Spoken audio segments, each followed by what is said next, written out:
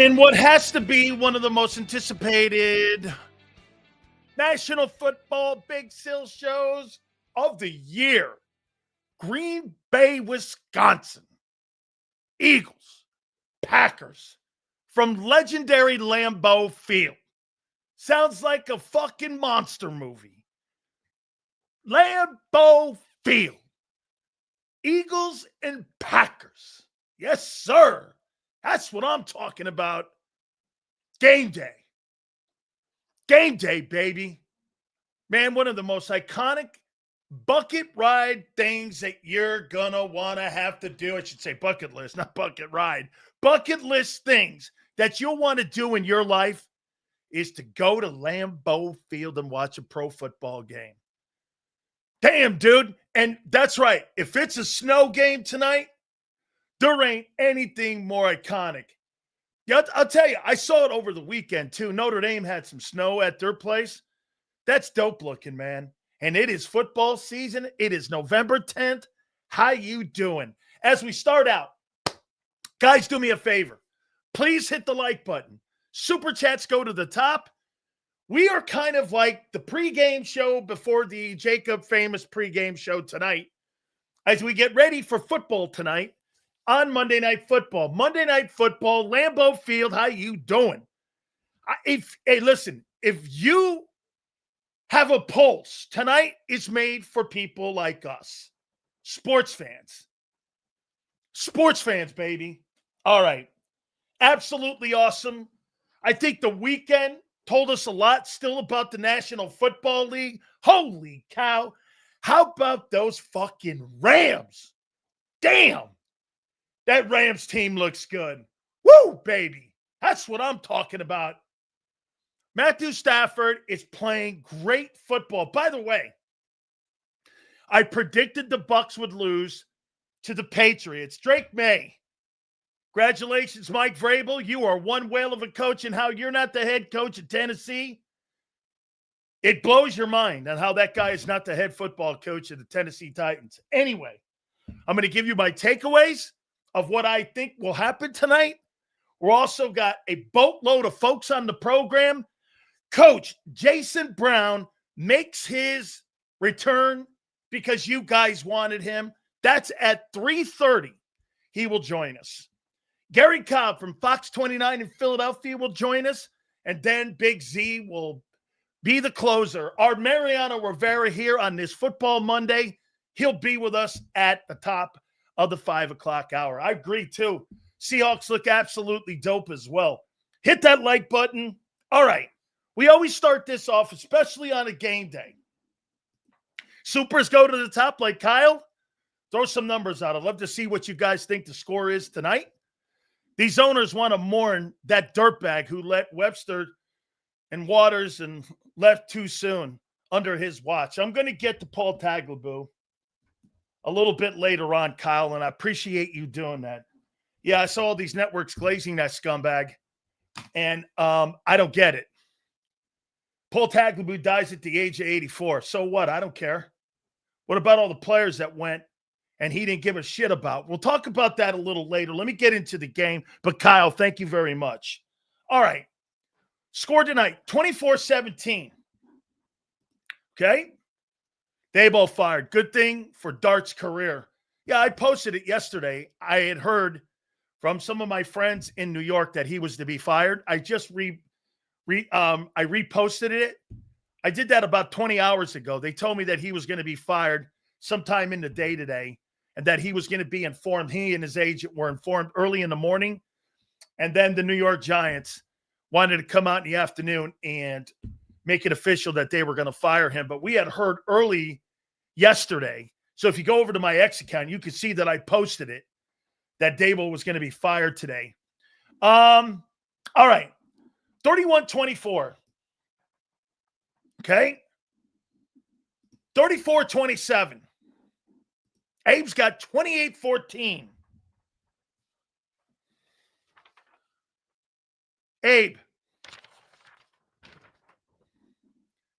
Abe's got 28-14. Abe. 28-14. Eagles versus Packers. You and I are on the same page. I got 28-14. And here's why. I mean, the key in this football game is going to be if the Eagles can run the ball. If they can run the football in this ball game like Carolina did, I don't believe Green Bay is a stout defensive football team, no matter what their numbers are saying. If they get that run game going and they run the football at Micah Parsons. By the way, John McMullen's glazing of Micah Parsons, let's see if it's on display tonight after the game. If they run at Micah Parsons, and which they should take the game plan that they did when he was in Dallas, I think they comfortably win this game. I don't see how they're going to run the football in this game. Where's the advantages? Edges versus your offensive tackles?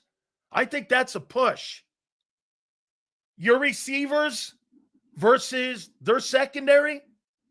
That's an Eagle win. I mean, I'm trying to... Safeties?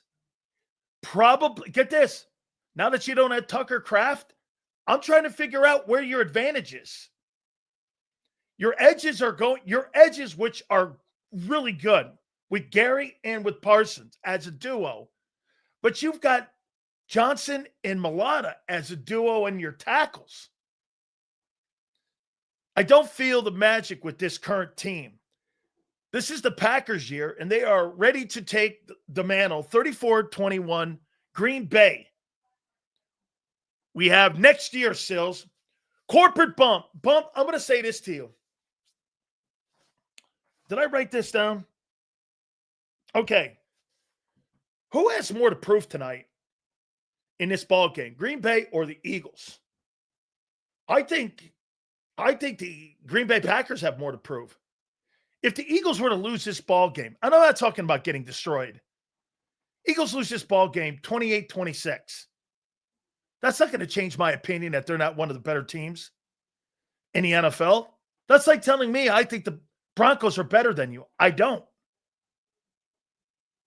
I think if you were on neutral field and you were playing in Santa Clara, I think you beat that Bronco team 7 out of 10 times. Green Bay's got to show me they belong in the party. They could, you have a guy who sits at the drinking table, and you know the guy's a lightweight. Are the Packers a lightweight drinker? Or are these guys going to sit down and chug it up with you and the Rams? I'll tell you one thing, I'm going to make a comment on the Rams. I think the Rams have been prepared by the Eagles. I mean this, every single game that they've played, last year's regular season game, the playoff game, and this recent game, they've closed the gap in every game. They've closed the gap every single game. That's because they know the level of play. Does Green Bay know that? Do they know the level of play that it's going to take to beat that team? I don't know yet. I don't believe it. I don't believe in the Green Bay Packers. I think they have a lot of good football players. I think they have a hell of a play calling coach who gets conservative and times when you need to be aggressive. You should have seen Mike Vrabel coaching yesterday. He's aggressive. The team takes on his personality in such a short period of time. Dude, one of the greatest predictions that I had this year was that the New England Patriots were going to make the playoff team. I didn't know they were going to be considered one of the best teams in the AFC, if not the best team in the AFC. I did not. Get this. Who was glazing Green Bay earlier? I have never, at any time this year, said that the Green Bay Packers, I believed in. Not one time. Not one time. I don't think you're talking to me, flexing, because I never, ever. When did I say, guys, how many times did people ask me about this Packer team and I said I don't believe in them? I do not believe in Green Bay. I didn't believe in them after the Lions game, and I haven't believed them all year. Okay, you're right. When did I glaze the Packers? Under what circumstance did I glaze the Packers? Tell me, help me out here. I never said they were one of the best. Oh, you remember. These are all lies, so we'll move on. Sills, I don't believe in this defense. We have a bunch of shitters at safety, but Kuba is a deep balls machine, and Reed is the worst safety in football. Yes, okay? Okay? Send the clip over. Pin the clip. At Dan Sileo Show. I asked you guys to do that other one. No one ever sent it over. Roll the tape. Have at it. You send it over. I guarantee you, not one of you will find anywhere where I said the Packers were a great team and I believed in them. You did glaze the Packers. And by the way, Josh Allen, I never glazed the Packers at all, ever. I never said I believed in them. Josh Allen, how you doing? That just emphasized my point even more. Josh Allen can't go 0 for 8 in the second half of a football game and win. Hurts can look like shit in the game and still win. If Allen doesn't play well, they'll lose to anybody because they're not that good. They win because of Josh Allen. Bang! Okay? Did Sills just say yes to Blankenship being the worst safety? You guys are throwing... Reed Blankenship, I said, was a dude at the beginning of the year. Sills, Parsons is weak against the run, and now Kenny Clark is not clogging up the middle. I like Bixby to have a game because he runs straight ahead and no dancing. Absolutely true. So let me get into it here. I think if the Eagles run the football, and I'm going to make this, what's that guy's name that you guys had? Sue Petta had a great game against Aaron Donald a couple years ago. Is Brett Toth that guy? Or will he put another great effort in tonight? I don't know. This is going to come down if Brett Toth, Tyler Steen, and Landon Dickerson have a good game. And you win first and second down. If you win first and second down, and the team that runs the ball the most will win this football game. Whoever wins, remember I said it, I'll say it in the pregame show. Whoever has the most rushing yards in this game tonight will win the football game. And whoever has the most passing yards will lose the game. Remember, thank you very much. Thank you, my friend. Still said September's fool's goal when it came to the Packers. That's exactly what we said. Thank you very much. Yes, that's exactly what we said. People were coming at after week 1 and all that. I was going like this. September, it's fool's gold. The Packers are fool's gold. I don't believe the Packers. And why didn't I? Because I don't believe the quarterback. I think he's too inconsistent. Here's what I say also.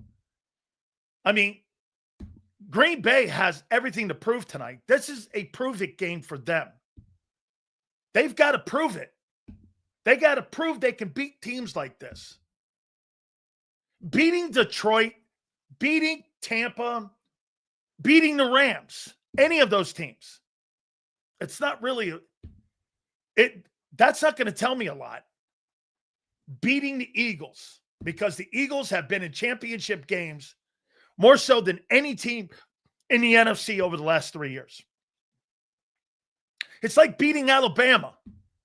Who's the teams that have been in the picture? Georgia, Alabama, Ohio State. Just like in college football. Indiana hasn't played in those games. So I don't know.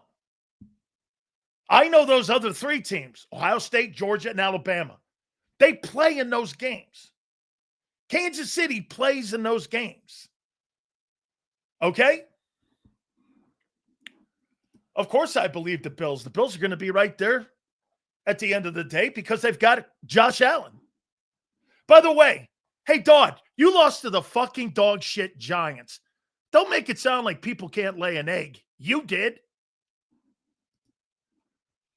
Sills, a lot of these casuals are living on the real estate from a year ago. Of course they are, because they're glazed donut Eagle fans. That's what I'd come up with a new name here, corporate pump. Glazed donut Eagle fans. Everything's got a glaze on it because it makes it taste better with the glaze on it and the sprinkles. They're glazed donut Eagle fans. I don't look at it with reality. It's just a fucking donut. This is a completely different team, different coordinator too. We're not dominant. Fool's gold. Well, these next 8 quarters, okay, will tell me a lot about the Philadelphia Eagles.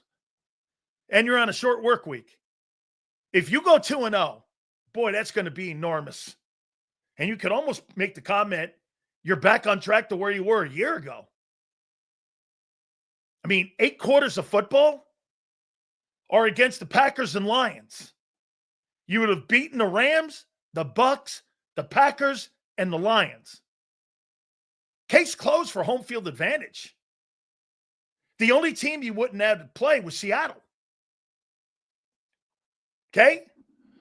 And Jalen Hurts is trash, lost to the Giants.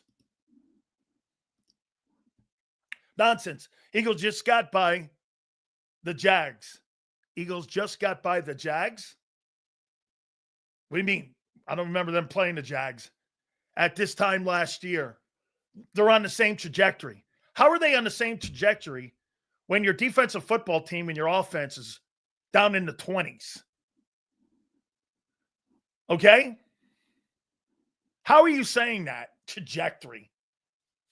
Because you beat the Giants? I'd make Seattle come to the Link in January. Well, they play outside too. Okay? Once again, Josh Allen can't play bad. Your guy cannot complete a pass in the second half of a game and win. Case closed. Allen has to play great football for them to win. Your guy doesn't. End of story. End of story. It's called improving. Okay? Congratulations. Falcons and the Dolphins are both worse than the Giants. No, they're not. Atlanta Falcons have a better record. The Bills have 2 shit losses. What's the other loss? They lost to the Patriots? Oh, by the way, that's right. Broncos are better than you. Sills, there are some wild Burrow trade rumors coming out. Could you see Howie take a shot? No, not Howie. I could see the Bucks or someone else taking a shot at a guy like Joe Burrow. Then again, you got injury issues. So here's where I'm going. I do have 28-14. Hey, by the way, there's no more excuses. No more excuses. Okay? Go play good football. Your offense has been not very good this year. Not very good. What's your excuse? Go play football. You got a good team. This is a great litmus test. They're not great, but they're good, and it's on the road. Okay? Why are the next 2 games important? Tiebreakers, home field. Number 1 seed. Look at every NFC title game we won. All death sentences for opposing teams. That's right. And like I said, you would have beaten the Bucks, the Rams, right? You beat Green Bay and Detroit. All tiebreakers are in your lap. All the tiebreakers. Every one of them. I think you run the ball in this game. And on defense against Jordan Love, you've got to get pressure. If you let Jordan Love, if there's no pressure tonight and you don't have any pressure on that quarterback, he will beat you. Your secondary's not that hot. Jair Alexander didn't even make the fucking trip with all you glazed donuts. A Jair Alexander signing. That was hilarious watching the glazed donut factor. Ooh, Jair Alexander. His best days were in Green Bay 5 years ago. Glazed donut, Jair Alexander. I mean, really. The kid Michael Carter's going to play more of a factor in the game tonight, and so is Jalen Phillips. Those guys are going to play more of a factor. You've got to get pressure. Have to get pressure on this guy tonight.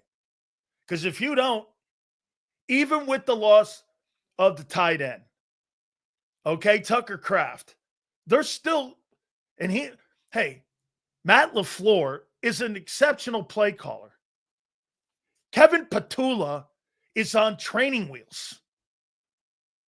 Okay? He's on training wheels. 8 games in his entire life, he's called as a play caller. He's in training wheels. You turn the keys of a Super Bowl offense over to a student driver.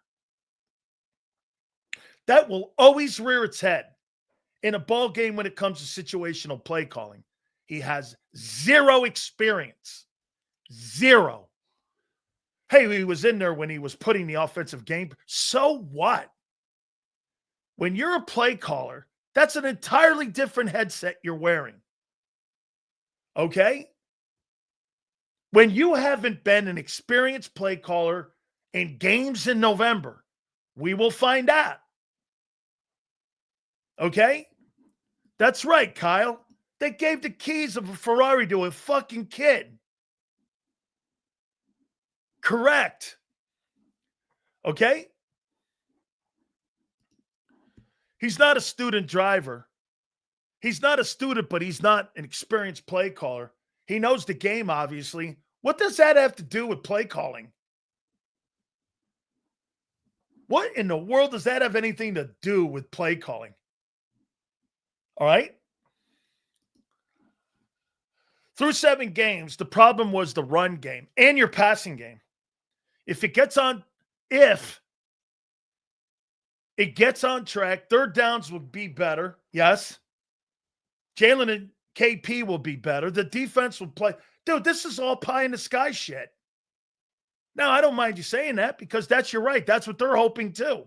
It's got to start somewhere. Okay? Let's see. Sills thought Jordan Love's a better passer than Jalen Hurts in the pocket with more skill. He is. No, I didn't flip. Dude, there's a ton of people better than Hurts as a passer. Look at your passing offense. It's been shit for 2 years. I don't have to flip. All I got to do is just look at where you are. I know, O-line hurt, but tush push against LaFleur. That would be great. Thoughts on Campbell calling plays in Detroit now? I don't know. Okay? I don't know. I don't. Passing game has been better than previous years. No, it hasn't. It's the same. Last year it was 29th. This year it's 25th. Okay, it's better. Says, I don't like the Ferrari analogy. We don't have finesse. More like the keys to a Hellcat. Okay, you're right. It's more of a power offense. I would agree with you. I would. You guys are right. It's not a finesse. You guys don't have a finesse team. Guys, hit the like button. Super chats go to the top. I appreciate it. Got a bunch of topics. By the way, Coach Jason Brown will be with us. That'll be at 3:30. Garry Cobb will be with us at 4:30. Big Z will be with us at the top of the 5 o'clock hour. Pump. What we had over the NFL was hunger last year. Well, now they're the hunted. We have a full belly now, Sills. I don't see that same drive. We look weak. It's ludicrous. Hey, dude, it's tougher to stay on top. Passing game was shit. You were 29th. Your quarterback threw for 18 touchdowns. Your passing was shit. Your passing is shit this year. Stop glaze donating it. You win other ways. It's okay to say you have a sorry-ass passing game. It's unconventional and it's not consistent. Bro, stop lying. Yeah, we're not as good. Look borderline pathetic on defense. I don't know about that. Meanwhile, the Eagles will run for more yards and pass for more yards than the Packers. Last week or 2 weeks ago against the Giants was the first time all fucking year you outgained your opponent. Pipe down, Mark. Holy shit. Another lie. Do you guys just come in here lying all day? Sills, what's the Jerry Jones? We'll get to that, Denny. I'll get to that. Okay? So a 27th passing game. No, yes, it did because they were more concerned about. Dude, you are a 27th game passing game. I didn't say you weren't good. Stop moaning about your shitty passing game. I mean, they don't consistently call passing plays because the quarterback is not consistently good in the passing game. That's why they do that. Moron. Bro, nobody in their right mind would sit around. Hey, by the way, what's your excuse for not having one? Or the fifth ranked, what's your excuse for not having the fifth ranked passing game in football? Even if your record was 2-6, I'd like to hear this. What's your excuse for it?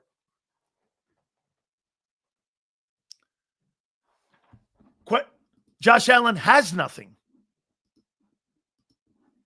What's your excuse? Having 2 first-round wide receivers, because you gave up one for AJ, a first-round running back. What's your excuse on why your passing game last year was 29th and this year it's 26th? What's the excuse? What would be the... It's not injuries. What is it?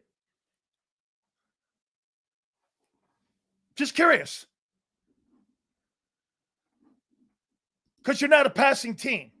Oh, okay. That's my point. You don't have a very good passing game. I didn't say you didn't have a very good team. Don't get so butthurt. Seals, do you think Howie should look at Daboll? No. Let me ask you this, Jimbo. Josh Allen's a better quarterback without Brian Daboll, no? He won the MVP award a year ago. Why would we want to go back over that again?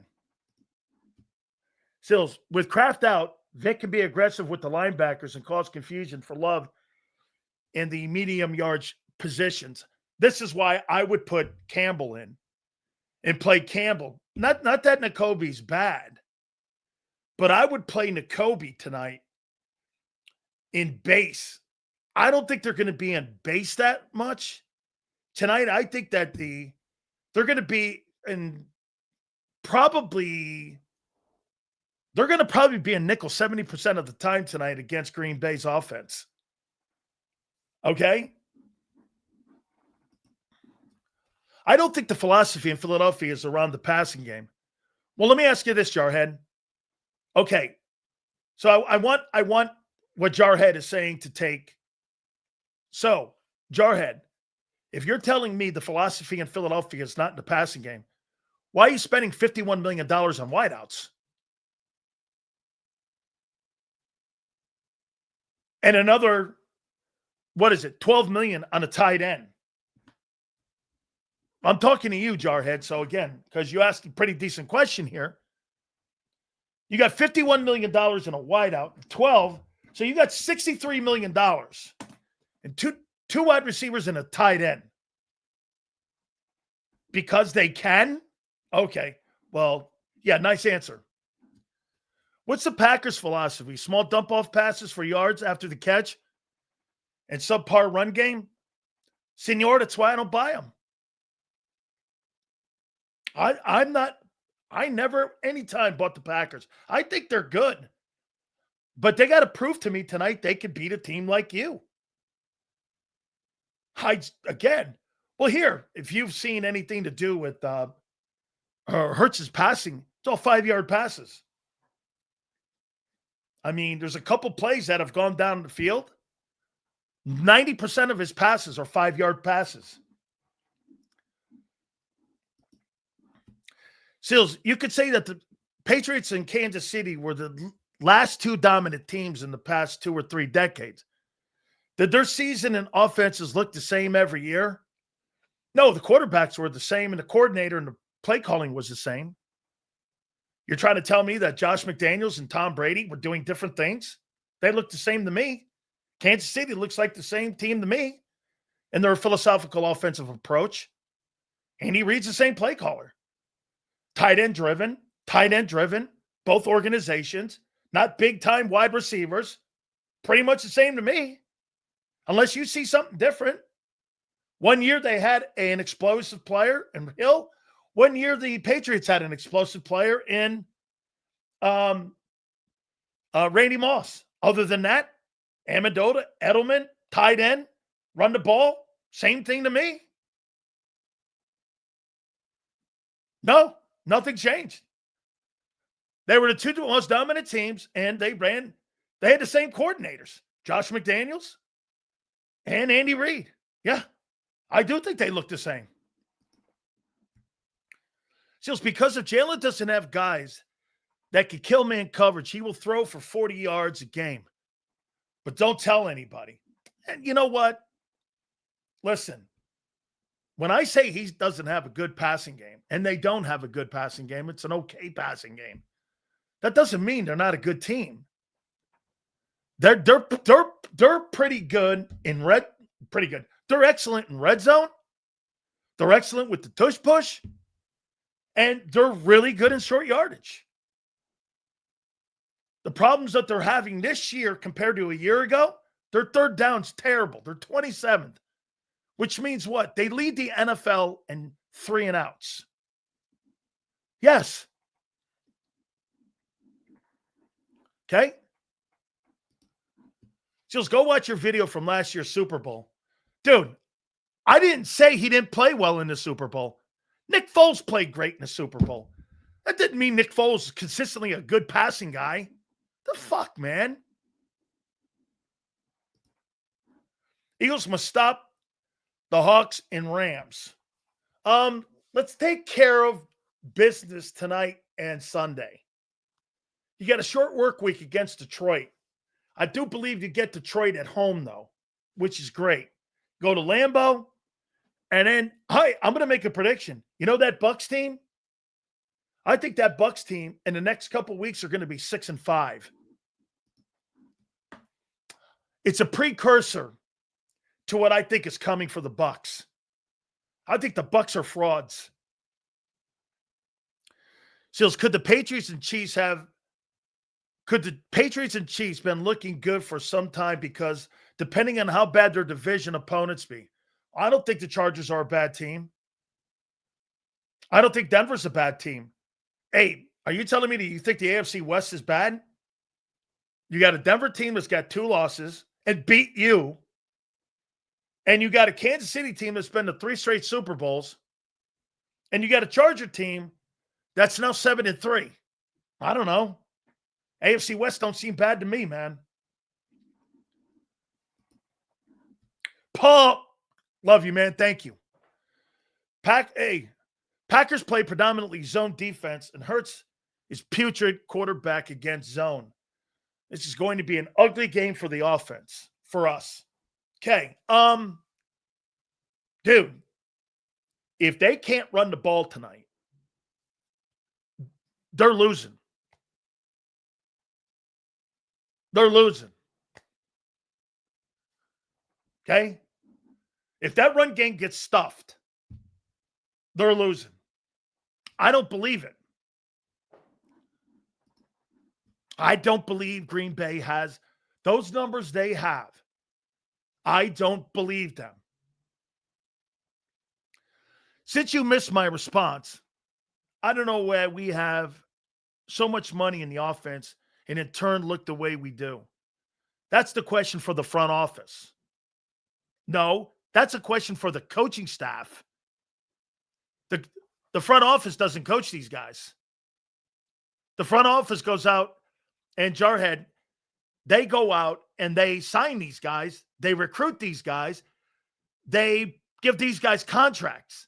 It's up to the coaches to utilize it along with the quarterback.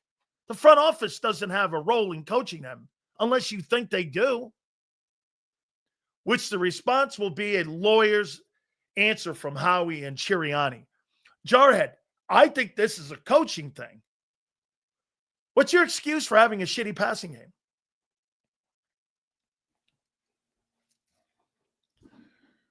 Old news. Keep living on the float. Old news. Hurts past 5 games. Yeah, you're 3-2. What's up, Third Nugget? Are you ready to see a power infused defense and an offense that just won't quit? Elite. Your offense is not elite. Compete, repeat. Hey, here's another glazed donut Eagle fan. Thank you, though, bro. Dan, are you also hyped for a gold old-fashioned Monday night game? Oh, my God. Dude, this is a great, great Green Bay versus the Eagles, Monday Night Football, cold weather, Lambeau Field. I mean, this is a good old-fashioned Monday night game like you used to have back in the day. Absolutely, man. This is a good old-fashioned Monday night game. Okay? What is that? What did I see? Says, you think there's a meltdown in Tampa? I do. I think there's a meltdown in Tampa coming. Curtis Sills, for all my Jalen criticism, how many quarterbacks elevate their game postseason? And how many stay resilient even on a bad game? It seems like the league is filled with chokers. Well, I remember a bad game with Jalen against the Buccaneers. As a matter of fact, has Jalen ever won a postseason game on the road outside of the Super Bowl?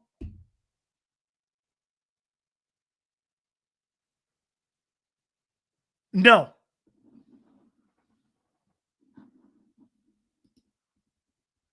Packer and Ram playoff games last year were horrendous. Hurts was terrible in those games.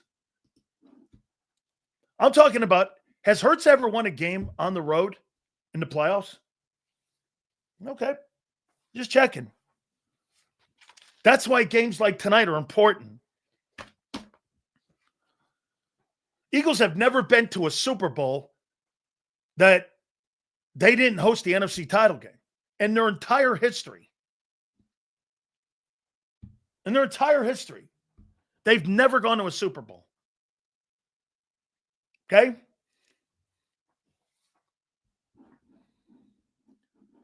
Let's see here. Seals, AFC overlooking Shane and Daniel Jones with the Colts. I don't know why you should be. It's a pretty good football team. I watched that game against the Falcons on Sunday, the early Berlin game. Jonathan Taylor is having a Saquon Barkley year. He's got a couple more yards right now than Barkley did at this exact moment. He's on his way to $2,000. As a matter of fact, the Colts look like the Eagles of 2024. They play good defense. They run the ball, and they're good on third down. They look like the Philadelphia Eagles. I trust the Jalen Hurts-led team as much as I trust Hitchcomb's jumper. That shit off rhythm and out of whack. No can do, sir. Pump, I love you, man. Pump bringing it today, man. Okay? This is dumb. I don't give a fuck about him. I give a shit who he is. I cover a team, guy. You cover, like, your boyfriend and your girlfriends. I don't look at players like you. I don't fall in love with them. I fall in like with them. You're the ones that fall in love with these guys. Whatever. I disagree. I saw a different game. I'm sure you did. That makes me feel better. Sills, in 108 conference championships, 28 away teams have won.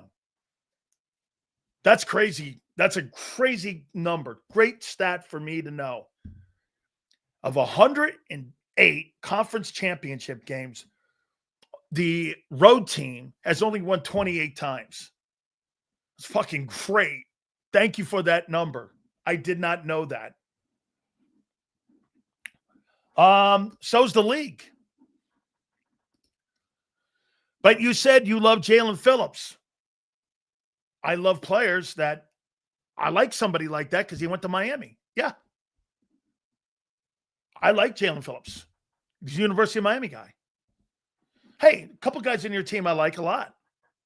I'll sit around fucking glazed donut in him, though. Because you never know when they're going to play bad. And you got to be critical. Like you guys said.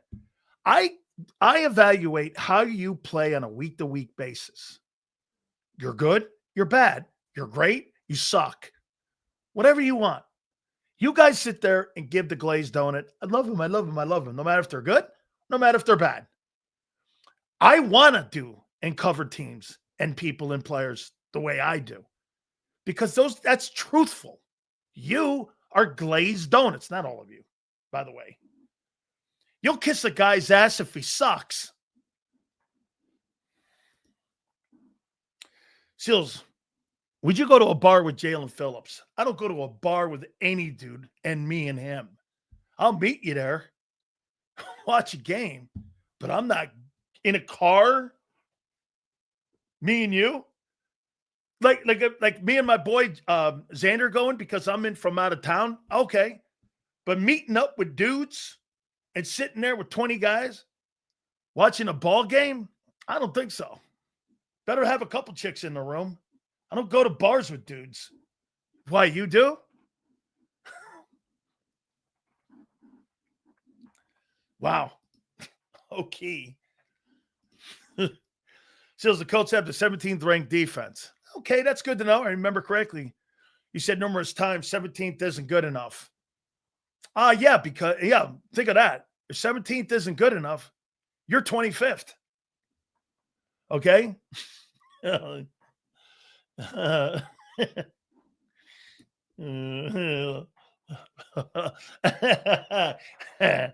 Xander gets it too. Yeah, but Xander's in a different position now. He's mowing yards. Go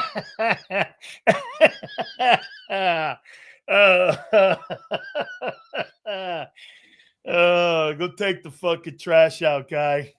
Yeah, believe me, I'm there now. No, man. Yeah, I'm take a roof, dude.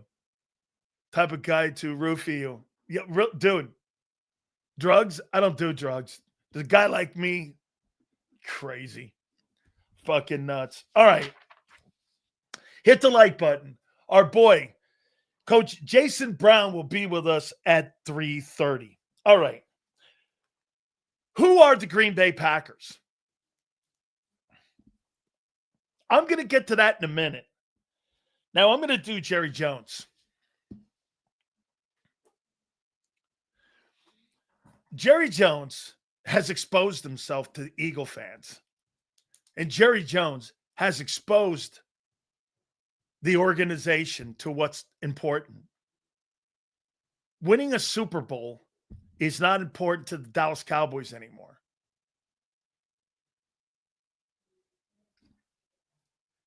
Every year the Eagles and Cowboys play, Jerry Jones' Super Bowl is not in February. It's against Philly, and this is why he's losing.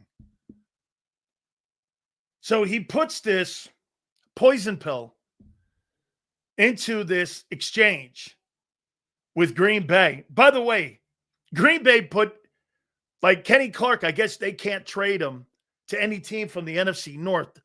That's also in there too. I don't really think any team from the NFC North is really going to be upset if Dallas traded that defensive tackle to a team in the NFC North for a 32-year-old DT. I'm not thinking anybody's really going to get upset about that. But to kind of make it look kind of, whatever, they put that in. You know what Green Bay said? I'll put anything in you want. I'm getting Micah Parsons. They would have said that we won't trade anybody to the NFC East for the next 2 years. They would have put that in.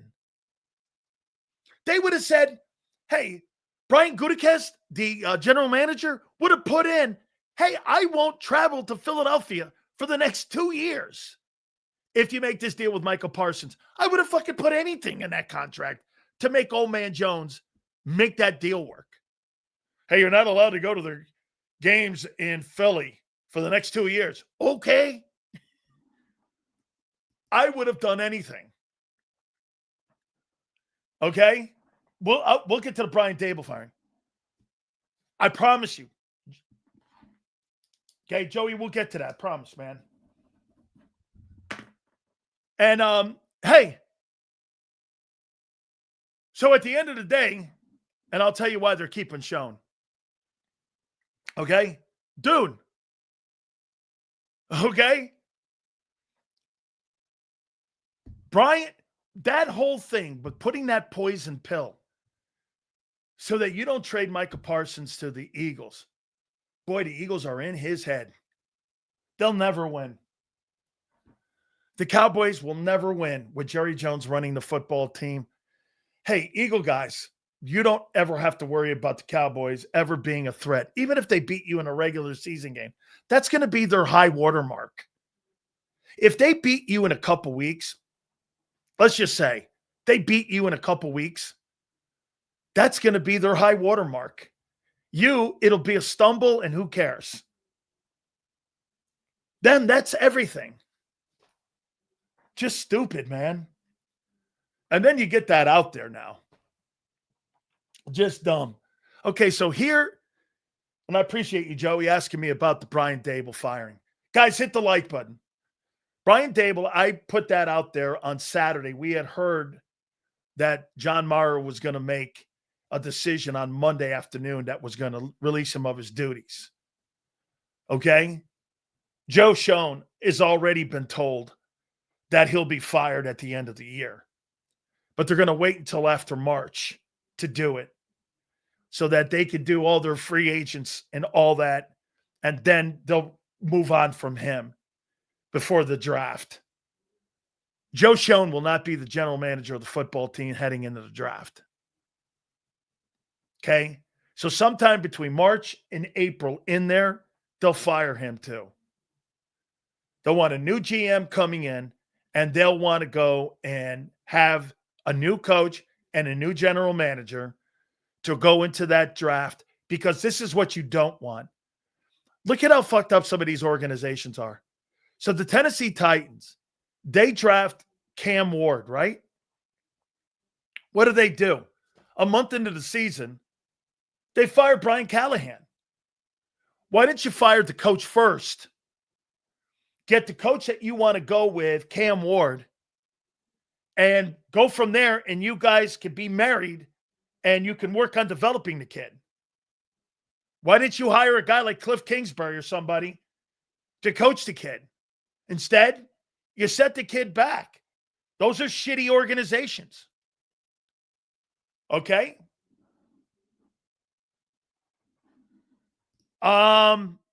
Okay.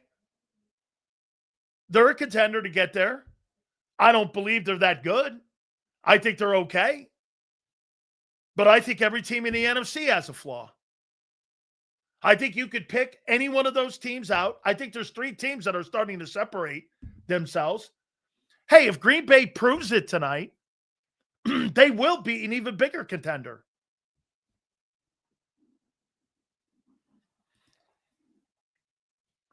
Do you think Shedeur deserves a chance to start? I don't think Shedeur Sanders is a good football player. He doesn't play on time. He holds the ball too long. And I never thought he had good skill set. Okay? Okay. Please clip it. Send it over at Dan Sileo Show. By the way, I did say Packers, Lions, Rams. I didn't glaze them. I never made them my favorite. I think they're one of 5 teams that could potentially get there. But I told you that I'm just not sold on the quarterback.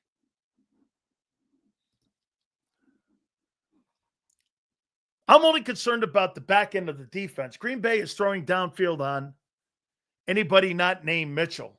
Yeah, you're right. Makuba, Reed, and the other guy, Ringo, on the other side, at the end of the day, those guys aren't very good. Here, let's do this, and let's go here on who Green Bay is. And I'll tell you if I believe Green Bay in some of these numbers here. Here's offensively.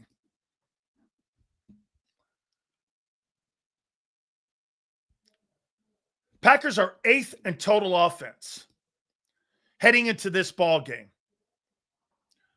Okay? Yes. Yeah, since the beginning. Here. Packers are 8th in total offense. Do I buy that? I think their run game suffers. Let's see how good their run game is. Passing-wise, see this 8th-ranked passing attack? This 8th-ranked passing attack, that's not going to win you championships. Because here's why. And this is why I think, again, when you look at them, let's see how they are running the ball. If you can't run the ball, you can't win. Green Bay 16th. They're in the middle of the room. Actually, they've got a better running attack than what the Eagles have. The Eagles are 19th. One football game raised the Eagles, and it was against the New York Giants. Shows you how fucked up that fool's gold is. By the way, total offense, where's the Eagles? They're 24th. Whew, wow. But hey, they turned it around against the New York Giants.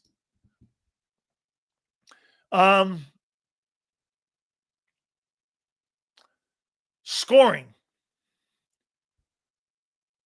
The Packers are 11th in scoring. These are really good numbers. These are really good trends. Then you get to the critical time and you start getting into red zone. And you look where they are red zone. They're 11th. A percentage point out of being 10th. Eagles are 1 in red zone. Now, here is where you make your money. The Packers are 2nd in 3rd down offense. The Eagles are 27th in red zone defense. Or, excuse me, 3rd down defense. You're the worst at getting off the field on defense, and they're the best at 3rd down percentage. There's your game. Who's real? Green Bay or Philly tonight? If you really are the 27th worst, what is that? 8, 9, 39. If you're the 5th worst 3rd down defense in football, and they're the 2nd best 3rd down offense, you're in trouble tonight. I'm not sure that's real. I'm not sure. Okay? Oh, get this. 30 minutes ago, you have to pass to win a Super Bowl. I said you have to run the fucking ball to win the Super Bowl, dickhead. Dude, you are a fucking douchebag. Okay? See you later, guy. Have a good night. Go glaze donuts someone else. Number 1 in red zone offense and defense. And 27th in third down defense and third down offense.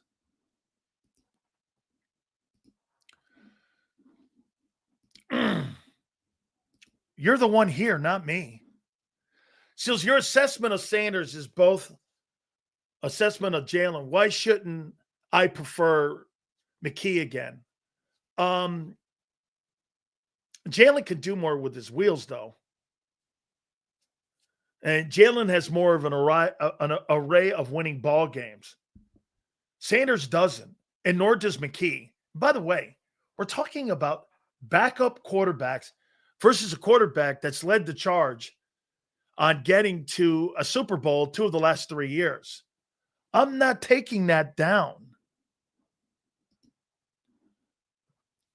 Look who Eagles have played then. Look who Green. That is irrelevant. Completely irrelevant. This isn't college football. It's a week-to-week league depending on health. Okay? And it all depends on matchups. That has no relevance tonight. It has no relevance. I mean, look at who the Broncos have played. They've played nobody, and they beat you. I mean, they've played nobody. Okay? They've played nobody. Look at their schedule.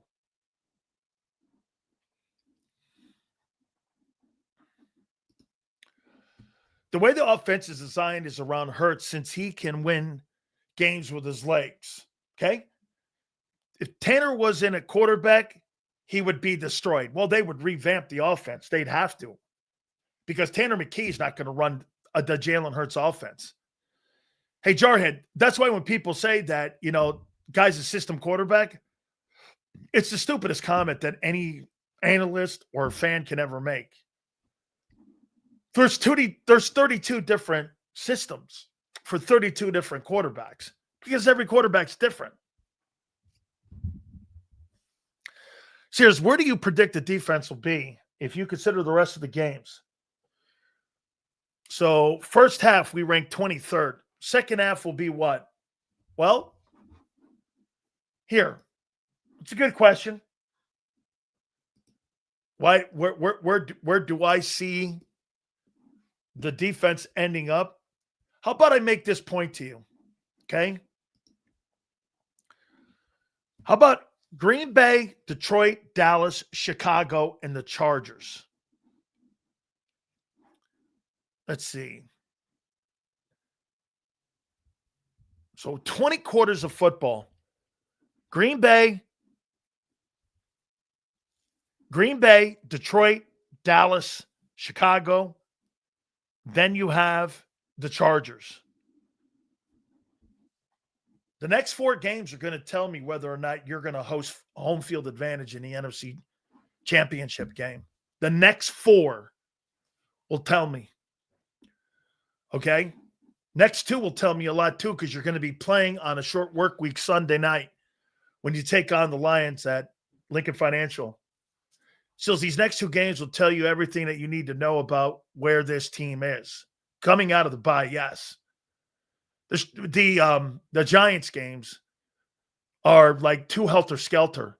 You got your fucking heads kicked in, then you turned around and beat their ass.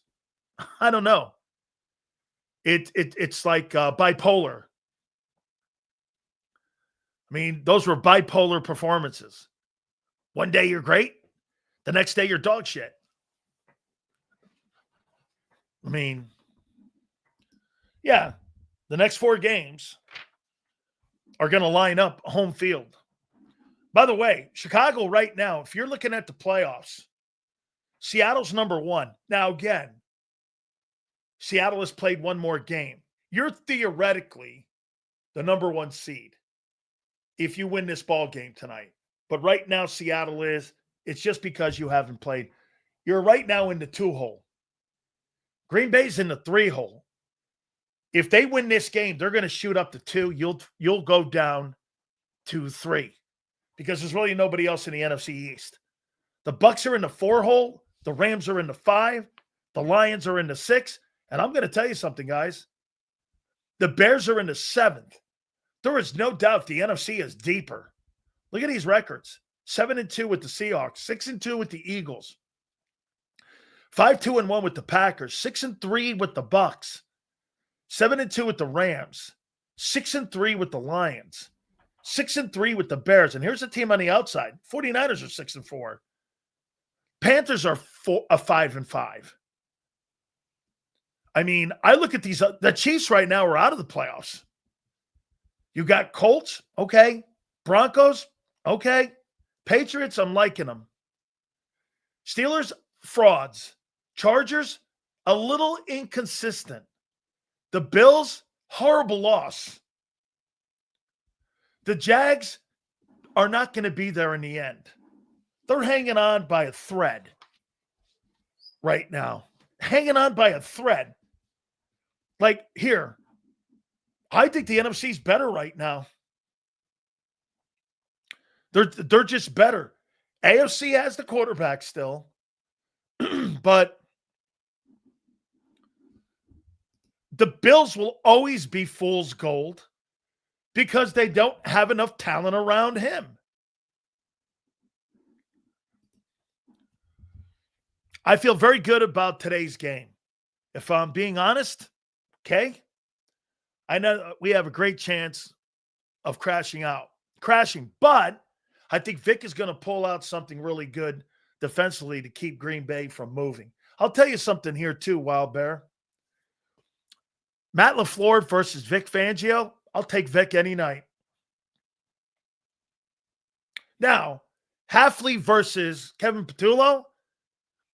Kevin Patullo will never have the advantage in any game that he goes in as the offensive coordinator. Not one game. Not one game. Maybe against other first-time play callers. Maybe Detroit coming up because they got a brand new play caller now in there in Detroit. Maybe there it's a push. But he's got zero experience. Get this. He has no advantage. He says, do you think the Panthers have a chance to win the NFC South? I do. Going to Lambeau? I know they laid an egg, but I think the Bucs in a couple weeks are going to be 6-5. I do. Says, I'm excited to see Carter and Phillips on a 3rd and long tonight. With Nolan being out, recently we haven't had a good stunt edge since Z Smith. I don't know. Have they activated Nolan Smith yet? We'll probably get that here in a couple. We may get that at around 4 o'clock if I'm not mistaken. To win the 25 NFL MVP. Hold on. So here right now,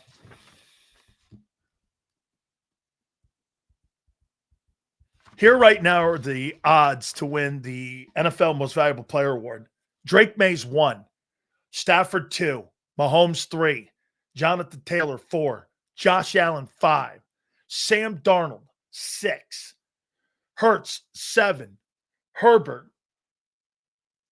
8, Jordan Love 9, Baker Mayfield 10, tied with Lamar Jackson. By the way, the Ravens are coming, and as we said, they're going to win the AFC North. Yeah, well, hey Neil, you want to know what makes a great coach? Having security. And you know what that security was with Vrabel? Vrabel goes like this, because all of you wouldn't hire like somebody like Frank Reich because you think he's a shitty head coach. So what? Josh McDaniels is a fucking shitty head coach. But he's a sensational offensive coordinator. You think there's any coincidence for the majority of Brady's time in New England that he was winning Super Bowls with Tom Brady? I was watching a guy played on time. That's an aggressive team. Within a matter of months, they've taken on the personality of Mike Vrabel. That thing was a shit show under Jared Mayo. And at the tail end of Belichick, this starts with Bob Kraft. Bob Kraft is a spectacular owner. By the way, Jeffrey Lurie has nothing on Bob Kraft. Nothing. There is not one thing he does or has done better than Bob Kraft. Bob Kraft got to a Super Bowl with Parcells as owner. He's won 6. Now he's got a football team that's back in business in the AFC. Okay? And he owns 6 Super Bowl championships and 10 conference titles. Enough said. Enough said. I don't care what you say about Bob Kraft. 10 conference championships. Oh, and by the way, all the different coaches they've had in there. It's remarkable. It's a great coaching staff. It's a great organization. Okay? It's a phenomenal organization. Drake May's yeah, okay. Sure. Yeah, I know. He may be having a better year.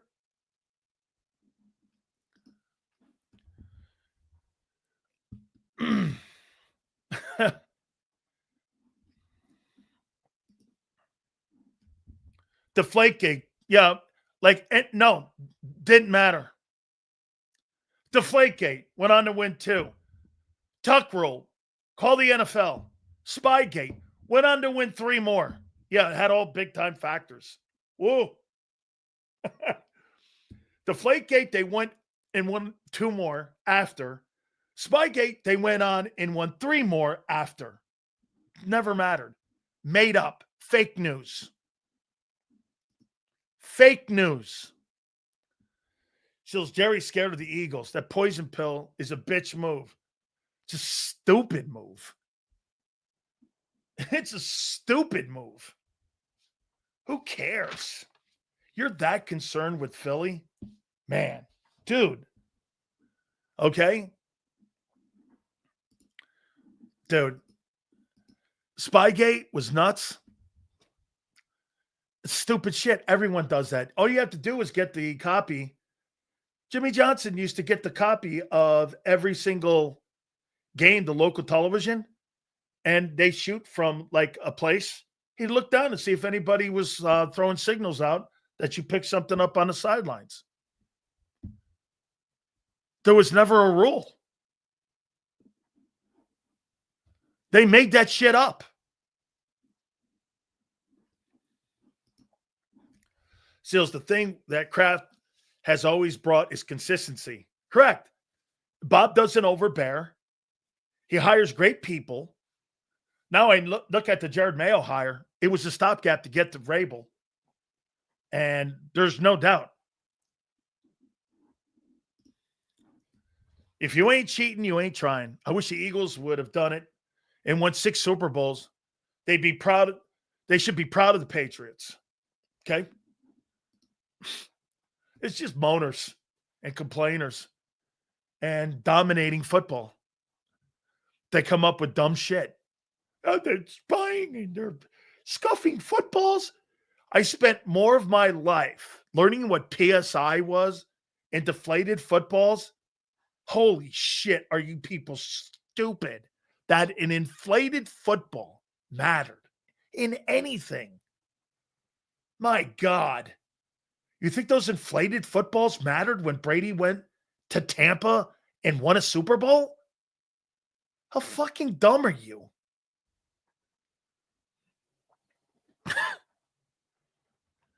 Howie living rent-free in Jerry's head. I mean it. I agree with you.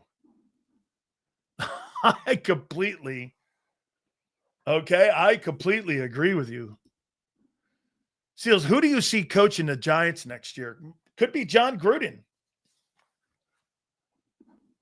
I thought that was the PSI thing, was the Deflategate stuff, the pressure of the footballs and shit like that. I mean, I guess. Bro, please don't let me go back and waste my life again. It was the dumbest conversation. I wasted 3 years of stuff that didn't have any bearing on the football game. Kraft loved those massage parlors. Hey, got to reward yourself somehow. Just like we have moaners and complainers about the tush push. Correct. People think the Eagles are cheating doing it. By jumping on. I don't think you are. I like the play. I'm good with it. Seals, what's the score for tonight? 28-14 Birds. I don't believe Green Bay's going to have to show me tonight that they belong in the conversation. We literally created a play that is exploiting a rule and bending it backwards to a point that teams want it gone. Any way you can win, you do it. Everyone does it. Belichick just got caught. Hey, Mikey, do you know that Al Davis used to do this? Al Davis, when a fast team came into the old Oakland Alameda County Coliseum, okay, you know what he used to do with fast teams like the Chargers? He used to turn the sprinklers on. And they'd have mud for the game on Sunday. And they would show up. And Wes Chandler, who is a dear friend of mine, Wes Chandler told me, you show up, the field's underwater. Because they didn't want those gigantic wide receivers making giant plays on them. So Al Davis had the sprinklers on all night long. Like that shit they did in Bull Durham, that's what Al Davis used to do with fast football teams. He would turn the sprinklers on. You go out, and by the way, you know how you got away with it? The Oakland Alameda County Coliseum is below sea level. Hey, it's below sea level. So the NFL bought it. You know what else they used to do? Because punters used to have the football and their own footballs. About 3% of the football, Ray Guy would put helium in it.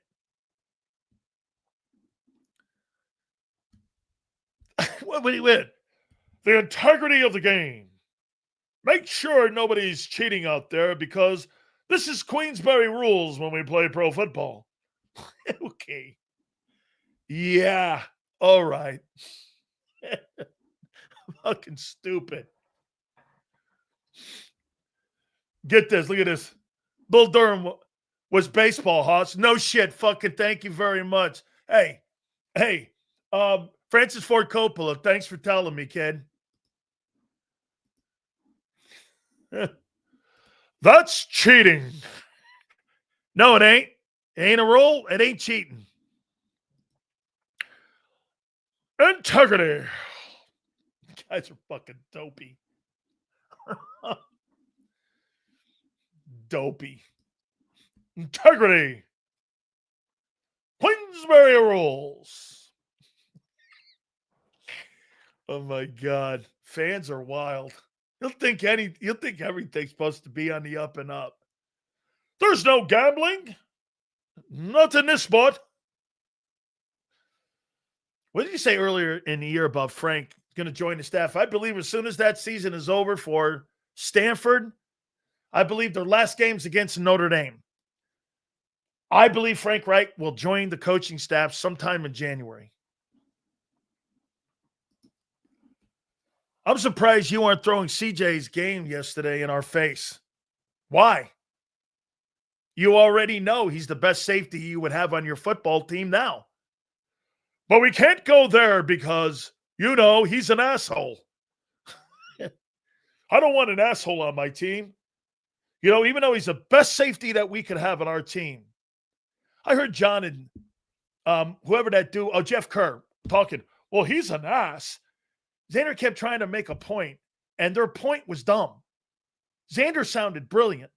Those two guys sounded dumb. You know how? Well, the shit that went on behind the scenes. in the locker room. I'm like, yeah, well, guess what? That fucker has 12 picks, led the NFL in interception, was second one year. And on top of that, you won 2 NFC title games and a Super Bowl. I don't give a shit what kind of dick he was. Well, he's a bad guy. Well, you don't win Super Bowls with cheerleaders, man, or choir boys. Fucking dopey.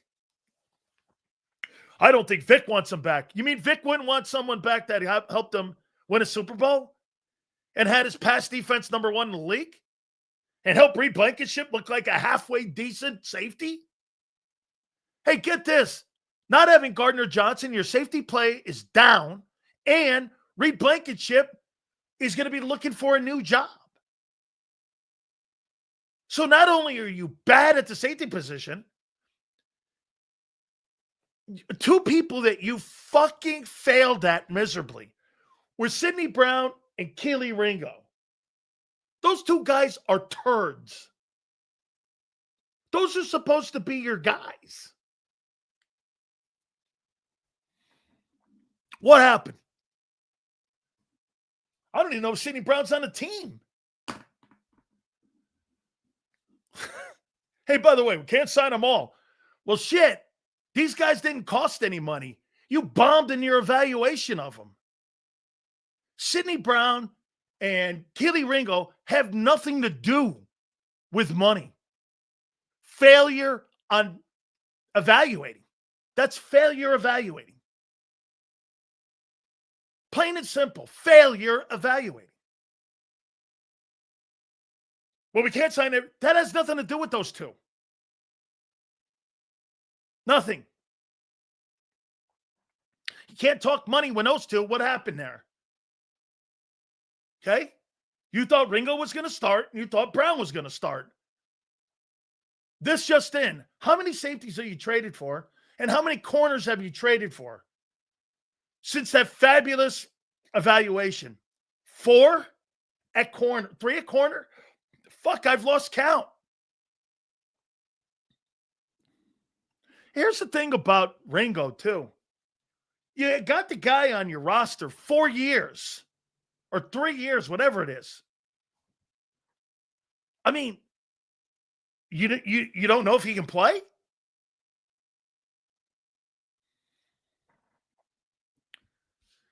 Coach Josh Brown, we're going to get his take on tonight's game. That'll be at the bottom of the hour. I mean, what's that got to do with can't keep them all? By the way, I saw Milton Williams beating the Bucs' ass. It was BTA Milton Williams. Holy shit, is he good. Man, he's gotten better. I watched that game from start to finish. Don't ever tell me that Milton Williams is not a fabulous football player, because he is fucking great. He's better now than he was a year ago. Holy shit. Is he good? I couldn't believe that was the same guy. He annihilated Tristan Wirfs, who's better than Mulata. He made Tristan Wirfs look average yesterday. I couldn't believe that's the same guy I was watching in Philly last year.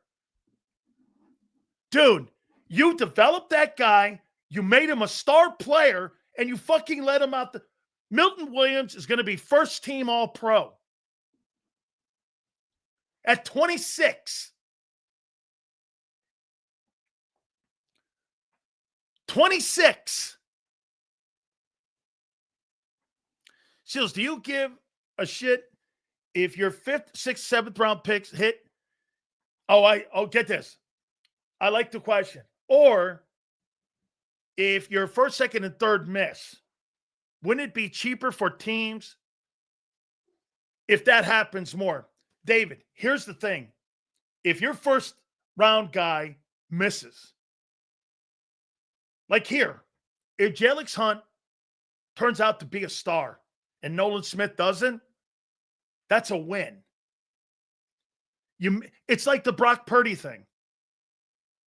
in the history of the National Football League, okay? In the history of the National Football League, no 7th-round pick at quarterback has ever taken a team to a Super Bowl. You traded away 3 ones to get Trey Lance. You kind of covered, but because there were multiple picks, you didn't really, because some of that now is being affected the rest of the roster these last couple of years. They got to a Super Bowl with them. So, like, if you hit on a 7th rounder and miss on a 1st rounder, I call that a wash, because you're right. You're going to have to get out from that one, but you got a guy that was a 7th rounder on cheap money. So, to your point on Moro Ojomo, to the Philadelphia Eagles, because they went cheap on defense, Moro Ojomo was the right choice. They didn't want to pay 26 for a guy who's playing Pro Bowl football right now. Okay? They didn't want to. So that's why they went, and Moro has played well. Malott, great pick. Absolutely true. Dude, when you have a dude that misses and you miss a 1st-round pick, here, let me give you, for instance. Remember when Kirk Cousins, see, Mike Shanahan did that pick right. What did they do? They traded with the Rams to get that bounty of trade so they can get RG3. He hedged his bet, though. Why? Because in that draft in the 4th or 5th round, what'd they do? They went and got Cousins. So he hedged his bet. If something happens to RG3, hey, dude, actually, in theory, the Washington Redskins, and I call them Redskins, they haven't had a better quarterback in the building since Kirk Cousins. I mean, you can say whatever you want about Jaden. I think Jaden's going to be a great player, but they haven't had a better quarterback in Washington since Cousins. That's a fact. He's won games. He's put up enormous numbers. Hey, you can say whatever you want about Cousins. Look, he's the floor of what a good quarterback is in this league. You got good blocking, got good skilled people. This guy's going to move the chains for you. Now, is he one of them elite guys? Absolutely not. But you think it's easy to throw the ball around the yard in this league. It's not. Good organizations fail quarterbacks. Get this. We're going to get to coach here in a sec. So I'm under the, you're going to tell me right now in New York, you let Daniel Jones go and you let Sam Darnold go. That's all you need to know about the Jets and the Giants. The Colts are like, what, 9-2, 8-2? And Darnold's got one of the best teams. How many games has Darnold won the last, what was he, 14-3? What's he now, 6-2? So you're telling me this guy's 20-5. So in the last 25 ball games he started, he's won 20 of them. Sam Darnold. Turnover machine USC Sam Darnold. That guy. Organizations fail, man. They fail all the time. You think it's like because Josh Allen has nothing in Buffalo. He can't play shitty. He plays shitty, they lose to the Dolphins. Jalen Hurts goes 0 for 8 in the second half against the Bucs. They win. All right. Dude, this dude was awesome. And by the way, hey, I'm not going to tell Coach, but I got to tell you, man, we put Coach on. And some people like in the industry are like, what are you doing putting this guy on? And I said, now I know I'm doing it right. Boy, and Xander said this to me. He goes, I never seen anybody make you look G-rated, Big Cells. Without a doubt. Backed by popular demand, our friend, the Coach, he joins us now. Hey, Brown, how you doing, brother? What's up, brother? How you doing? Well, I'll tell you what, man. We put you on last week. We get people calling up my boss going, hey, man, I don't know if that's a really good look. I'm like, all right. know it's right. Hey, man. Pussification of America, let me tell you. All right, Coach. What do you see tonight, man? Green Bay and this Philadelphia Eagle team, which has been off a pretty long bye here. What do you like tonight, man? Man, I think the Packers are frauds. I'm going to be honest. I think they're fraudulent. Man, Love, I like Love a lot. I don't believe he's the guy. I don't believe he has the it factor. I don't believe he has the it factor, and I just don't think that it's sustainable on how they play. And their injured bug, man, on the wideout crew. At the wideout crew, I don't know if they're consistent. And it shocks me that Aaron Rodgers left there. They wouldn't draft a guy for him. And since he's left, they've drafted like nothing but fucking wideouts. So it's crazy to me. But I don't know. I like Love, his skill set. He can spin it and all that. But that's like, all these guys can spin it in 7-on-7. So, like, once you put them pads on, he's a deer in headlights at times, and I think he hurts their team at times. And I don't know, they haven't got Aaron Jones going, and their O-line doesn't seem like they're the same O-line. And defensively, Micah Parsons has, I guess, disrupted the QB more than anybody per snaps, but I don't think he's really made an impact when you look at the thing in totality. I don't believe people realize there's a reason why the Dallas Cowboys were not tripping on letting them go, because he don't wrong arm, he don't play B gap, he doesn't want to play the run, and it's just true facts. I mean, you can watch the film with me anytime you guys want. I know you guys in the chat know so much fucking more football than me, but listen, he's a one-way guy, he's a speed rush guy, and if you put a tight end over there near him, he's non-existent. Let's just look at the film. So I think they're fugazi, man. They're kind of an on paper team. I'm going to go here with you on Micah Parsons. This is exactly the stuff that I said, and this is what Carolina did to him, Coach. They ran the ball at him and ran it right down his throat. People that are in Dallas tell me all the time, it's not that he can't play the run. He doesn't want to play the run. And this is why when you put a tight end over on him, I think if the Eagles can run the football tonight, I think they win the football game. I think some of those numbers, like you said, I think they're overrated. They lose now Tucker Kraft threatening the scene. If they can't get Jacobs going and run the football against that front of the Eagles, they're going to get blown out in this ball game. I got like 28-14 in this game. Yeah, my bad, Jacobs. Sorry, I said Aaron Jones. Jacobs. Sorry. Yeah, Jacobs. I mean, fuck. Who cares? It's Jacobs. It's the same thing. But by the way, the same guy. Right, exactly. So do you think, what about Matt LaFleur? Do you think the Packers are overrated, or do you think LaFleur's overrated? I like LaFleur, but at the same time, I don't know, man. A lot of these offensive play caller guys, as you've seen with a lot of these dudes that leave, like Josh McDaniels, when he goes and takes a head job, guess what he does? He fails, but when he's an OC, he's really good. Look at Vrabel and the Patriots. When you're in a operational role and not the CEO role, there's a lot of guys that are coaches that are coordinators that are better off than they are as head guys. And I don't know if LaFleur is not a better OC. And that's just what it is. Sometimes it's hard to manage it all. Some guys have that factor. Some guys don't. I think he's a great play caller. I love what he does. He's from the McVay tree, Shanahan. They're all kind of groomed together.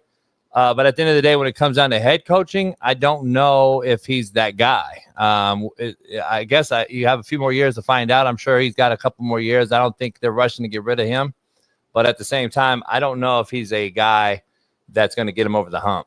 To your point, it's like Josh McDaniels in New England, right? He's just not a really good head football coach. But there's no coincidence that that's the guy who coached Brady. And look what he's doing right now with Drake May, right? Drake May looks like Tom Brady back there in the pocket. Yeah, he's legit, man. I said the Tennessee Titans, I don't know what they thought they were going to get better at when they got rid of Derek. They got rid of A.J. Brown. They get rid of Vrabel. And look what happened. The next year they're firing their new coach as well. So their new coach has been there, 2 years, and they're gone. He's already gone. Right. Braves is now in a new job, and he leads the AFC East. Like, it's just funny how things work. Vrabel took that year off last year, and probably rightfully so. He got to handpick where he played at, and now he's turning that thing around again automatically, almost instantaneously. He's got them already in first place, which who could have seen that coming? So it is what it is. I think Vrabel is one of the better guys in football. That's I've been saying, and I'm glad that he stuck out a year to get the right job, and he's already turning this place around. Okay, so a couple here. You got a lot of power, dude. Now you're making Mina Kimes. Now you're making her apologize. I mean, what does she apologize? What? Now she's pimping a fraudulent app now? Is that what went on? Crazy. Yeah, man. After she made some false allegations about me, some of my players years ago. Dan, I'm from the don't start none, won't be none tree. And I never barked up her tree. She barked up mine about 3-4 years ago. And I'll never forget that because you went after my players and then you went after me. And apparently I got cooked on social media, quote unquote, because you dropped allegations that were false about me. And everybody that's like a Twitter dick writer that don't know football. Oh, JB got cooked by Mina. Well, actually, you don't know football. And what's alarming is, Dan, that the former players that are on that media platform, ESPN, who defend Mina are a joke. That's the sad part. And I've talked to Cam Newton personally. I've recruited Cam, so I know Cam's been on my show. And Cam went out and did a whole hit piece on me too, like, JV, I love you, but you're wrong and all this shit. Well, you basically did what I did on my show, Cam. Number one. Number two, you proved me right without even knowing it. And number three, the topic of discussion, Dan, was the weakness of the coverage. And everyone, including Kurt Warner, has taken this whole debate. And now they're getting into writing up concepts and fucking rolling the coverage and getting informations, Dan. Like, it's turned into a global icon. And I'm like, holy shit, man. All I was talking about was you don't get to the line of scrimmage, Dan, and see quarters and say, fuck it, let's throw it deep. That's all I said. And then she mentioned the word whole shot against quarters. And I said, well, there's no such thing as whole shot versus quarters. There is no whole shot. It's not cover two. It's quarters, which is a form of man if we got true cover zero, if we get 4 verts. I said there's no whole shot to be had. And then she said, well, the weakness of zone coverage is to throw it deep. No, it's not. It's to throw a fucking hitch ball. So, again, I don't know where I was wrong at. And the real ones, like Eric Weddle, Super Bowl champ safety, who's on my show every week, and TJ Ward, who's an all-pro DB, that laugh at Mina instead of with her, that should tell you guys enough. So anyway, I'm going to rest my case on the shit because it's exhausting. I'm like, holy shit, man. You guys don't give it up. And Dan, that's further proof, Dan. You played it. You play at the highest level. These guys that play at the high level, obviously we all played and got a check and all that is cool. But unless you went on and started coaching, which I've done for the last 21 years prior to me Netflix fucking me. But besides that, you have no clue what it takes to coach. You took the play from Coach Johnson. You executed the play. You didn't know what the play entailed totality-wise. And neither did Kurt Warner, respectfully, and neither did any of these other guys. Oh, Coach JAKIB, he's a Hall of Famer. He won a Super Bowl. Yes, he did. But Mike Martz gave him a play. He ran it. Guess what?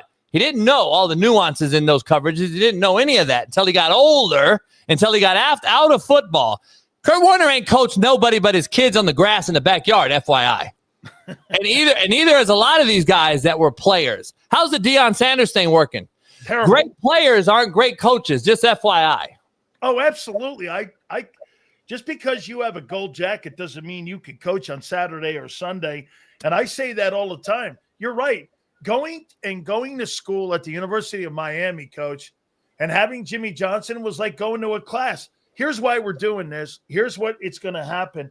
He created the element of blind faith. Once you see how this guy showed you what this play was going to do and explained it, and you went out and executed it, that's how you created confidence in your coaching. That doesn't mean I can go out and do the same thing. Okay? How did Mike Singletary? How did Mike Singletary last for the Niners? Right. No, I agree 100%. I think just because you were a great player, that doesn't mean, somebody goes like this. Well, Deion Sanders knows more football than you. He's forgotten more football you'll ever know. And I go, well, he's surely coaching like it. That saying is not the bottom line is you could play all you want. I know guys that played in the NFL. I got 28 in the league. I asked him afterwards, like, hey, man, did you even know what the fuck technique you were playing? Like, no, coach, we had B gap. We knew the front name. We knew the front call. And really, that's it. They don't know until after they want to decide to coach, then they start learning football. You don't know football like that when you're a player in the NFL. By the way, you know certain things, but you don't know football. You know how to play it, and you're a freak of nature, a 1%er.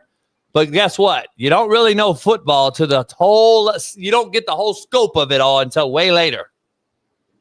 Coach, I'm going to bring up a tough conversation here, and I don't know how you're going to take this because I don't know where you're going to fall on this side, but.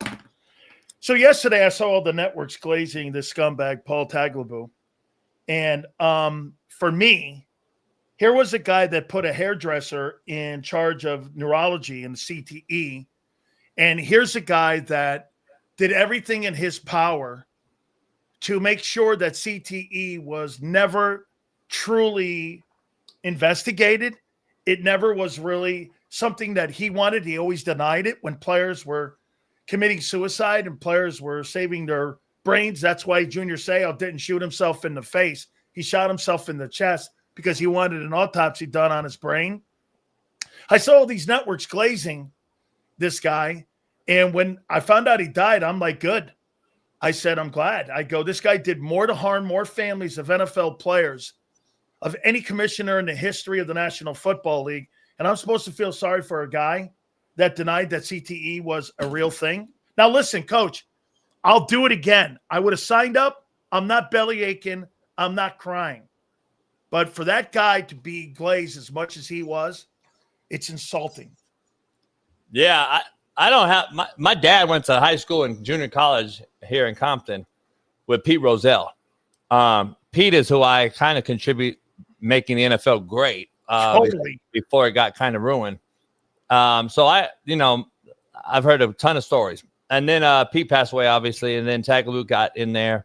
And I've heard the same thing from a lot of people. I don't know Tagliabue, and I was probably a little younger, but I don't know anything besides the NFL guys that I have on my show every week that have bitched and moaned about similar things you're mentioning. I've had a lot of Hall of Famers on. We had 19 Hall of Famers on the show in this past spring. And they all discussed that. And I had Kyle Turley, who's now an advocate for this whole topic. And he's kind of on the same level as you. You know, he's like, hey, listen, man, rest in peace and all that. But at the end of the day, he didn't really help us. We've had to learn after the fact. Will Smith made that movie, Concussion and all that shit. Yeah. And all that shit came out. So I've heard similar things. Yeah, you know more than me. I've heard similar things about it. But at the end of the day, I don't know. I didn't know anything about the guy. I only knew Pete Rozelle because my dad and him were best friends growing up. Phenomenal guy. Yeah, legendary guy. Legendary guy. My uncle knew him very well, and he was at one time. I understand now why he would know him because he was the PR guy for the Rams. Yep. At one time, and then he became the commissioner of the National Football League. Who do you think is the best team in the NFL right now? I think they play this weekend, man, coming up. Seahawks, Rams. I'm a Rams guy, so I think the Rams are. Matthew Stafford is clearly the best quarterback in football, like I've been saying he is. Devontae Adams is like an afterthought on the offense, and he leads the NFL in touchdowns with 9. Puka is the best receiver in football, in my opinion.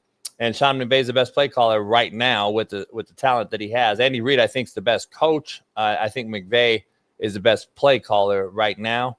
Seahawks are better than anyone probably thought. Sam Darnold's another guy I said was really good that just had bad organizations around him. And then when he got away from that, look what he did in Minnesota. Look what he's doing now. He's arguably in the MVP conversation with Stafford, in my opinion. Probably Drake May and Jonathan Taylor. But at the end of the day, man, what Stafford's doing in L.A. and what L.A. looks like, they could be a 8-0 team. And at the end of the day, or whatever they are, 10-0, well, they could be 10-0 or whatever. They're that close. And then you can argue that, some of these other 2-loss teams are that close to being a 500 team. So NFL is any given Sunday. I think the Rams have the biggest upside, though. They dominated Philly. I don't know how they lost that damn game. They dominated that team, but that's their kryptonite. I guess they can't get over Philadelphia. That seems to be the team that they can't beat when it matters. I believe they'll beat the Niners in the playoffs if they play. But I'm interested to see them in Seattle go at it. They're both atop the division this weekend. I think those two teams are the best, and at least in the NFC, if not the whole NFL. How about this too, Coach? I want to go back and visit something you said about Jalen Hurts. You said they win in spite of him, and I want to give you my criticism of him. I think he is inconsistent. I don't really think he's very good from the pocket. I don't think he can read defenses very well. That's why you look at these 5-yard throws. I think that they have exceptional talent. I just, again, he's got a lot of tools when it comes to being able to move the sticks with his wheels and with his legs. But I do believe he has the intangible of not turning the ball over, which is so critical. He believes in taking sacks more than turning the ball over and throwing it into tight windows, which I'm starting to buy because everyone turns the ball over except Philly. I just look at him and I go, like any other quarterback, you can name all the top 5 guys. He's not in that conversation. Now, I want to go back over our convo last week. You said that they win in spite of him. Explain what you mean by that. Well, there's a reason why he's throwing 1 pick. That shit is way overrated. I'm tired of hearing he's only throwing 1 pick. He throws fucking bubble 85% of the game. Okay, so if you throw a pick throwing a bubble screen, you better be out of the league. So guess what? They protect him. If you haven't noticed, if you watch a real football game, there's a reason why you got a guy reading a fucking book on the sideline. They protect him because they know he will not throw the D into the teeth of the coverage, and he makes 0. Go watch the game tonight. He makes 0 anticipatory throws. 0. And I'm talking about an in-breaking cut versus 1 high, and you get a cover 3, and then the outside backer drops, quarter drops, and you throw the dig right be off his fucking earlobe. I've never seen it. I've never seen him throw that ball. I've never seen him throw a ball on time in the teeth of the coverage. What I do see him is take a shot. He's got some of the best wideouts in football, right, as a tandem. Absolutely. He's got one of the best tight ends in football. He's got the best fucking running back in football. So at the end of the day, he's surrounded by great talent. Now, listen, here's what happens. The dude is a fucking straight up winner. I don't care what you say. You can't coach winning. And the dude is a winner. He has the it factor. He's a leader of men at the end of the day. And at the end of the day, you can't coach the shit he has. So at the same time, you can say they win in despite of him and all these things, which I think if you put him in, I don't know, put him in Jacksonville or fucking Atlanta or anywhere else, and you'll see exactly what I mean, because you have to have all things perfect, Dan, to be successful at quarterback in the NFL. And if you got a loaded roster, by the way, it kind of helps out. So guess what? I don't need to throw picks. Picks are overrated. The number of picks are overrated. And if anybody knows quarterback play in football, go back and look at the history of the thing. NFL interceptions, I'd rather have you throw picks. And I know that you're trying to make a play and throw into the coverage. Now, listen, are we throwing pick sixes and fucking turning the ball over in the red zone? I didn't say that. I'm saying the interception thing is so overvalued and under-discussed because he's got 20 touchdowns and 1 interception, JB. Look at the touchdowns. Look at him. Go show me where he's just driving the football down. He's got 5 games under 200 yards, Dan, in the NFL throwing. You can't throw for 200 yards on that roster. That's why they win in spite of him. So, listen, I think he's a winner. I think he's the perfect quarterback for that team and that system. But at the end of the day, I can't put him in this upper echelon of quarterbacks. But I also say quarterback play is at all-time low in totality. So you take that how you want to take it. But quarterback play, my eyes work. It's not very good. Greatest athletes ever. But I'm just telling you right now, the quarterback position is bad. Who's got the better duo of wide receivers? The Rams with Puka Nacua and Devontae Adams, or the Eagles with A.J. Brown and Devontae Smith? I think you take any of those wideouts, you put them with that Matthew Stafford, you have 2 guys that'll have over 1,000 yards every year. And one of them right now is leading the league in touchdowns, but one of the least targeted guys in Devontae Adams. So make that make sense. That's how special it is. That's how special the QB is. So here's what people don't realize. You take a quarterback like Aaron Rodgers and then break down the history of Aaron Rodgers in Pittsburgh and say how many wideouts left him and got paid. How many wideouts left Aaron Rodgers and got a big-time contract? I can name a lot. How many have left Patrick Mahomes or left Jalen Hurts and got paid? Can't name a lot at all. Tyreek Hill is going to get paid regardless if he went on to Mars and played. He's going to get played because he's a special inside guy that has a twitch to him that no one else has. Name me another wideout that's left Mahomes and got a contract. Nobody. People don't look at it like that and understand. Aaron Rodgers made nobodies into somebodies. Yeah. He had nobodies. Van Scantlings and all these guys that I can't even pronounce their name. They got paid later by the Chiefs, by the way. So if you look at it that way, you can throw anybody with Matthew Stafford. What he did in Detroit at the time, the worst organization in football. Last night, Matthew Stafford barely caught up to 500 as an overall starting quarterback. He's 115 and 115 because he was with the Lions for goddamn 15 years. So then you have that issue. And then you add, and you can plug and play a guy with Matthew Stafford, in my opinion. Tom Brady, Joe Montana, Troy Aikman, Dan Marino, John Elway, Steve Young, Warren Moon. You take all these guys and throw any wideout in there, they're going to make sure that those guys eat. You can't tell me that's true for Jalen Hurts. Come on now. You take Jalen Hurts and put him over there in Jacksonville. Put him in Buffalo, for instance. How about you swap him in Buffalo and Josh Allen in Philly? People in Philly believe that Hurts is better than Allen. Yeah, okay, I'm done. Hey, that's what Coach. I do the same shit. By the way, they thought he was better than Cam Newton, too. They think he's better than Cam Newton, too, and I laughed.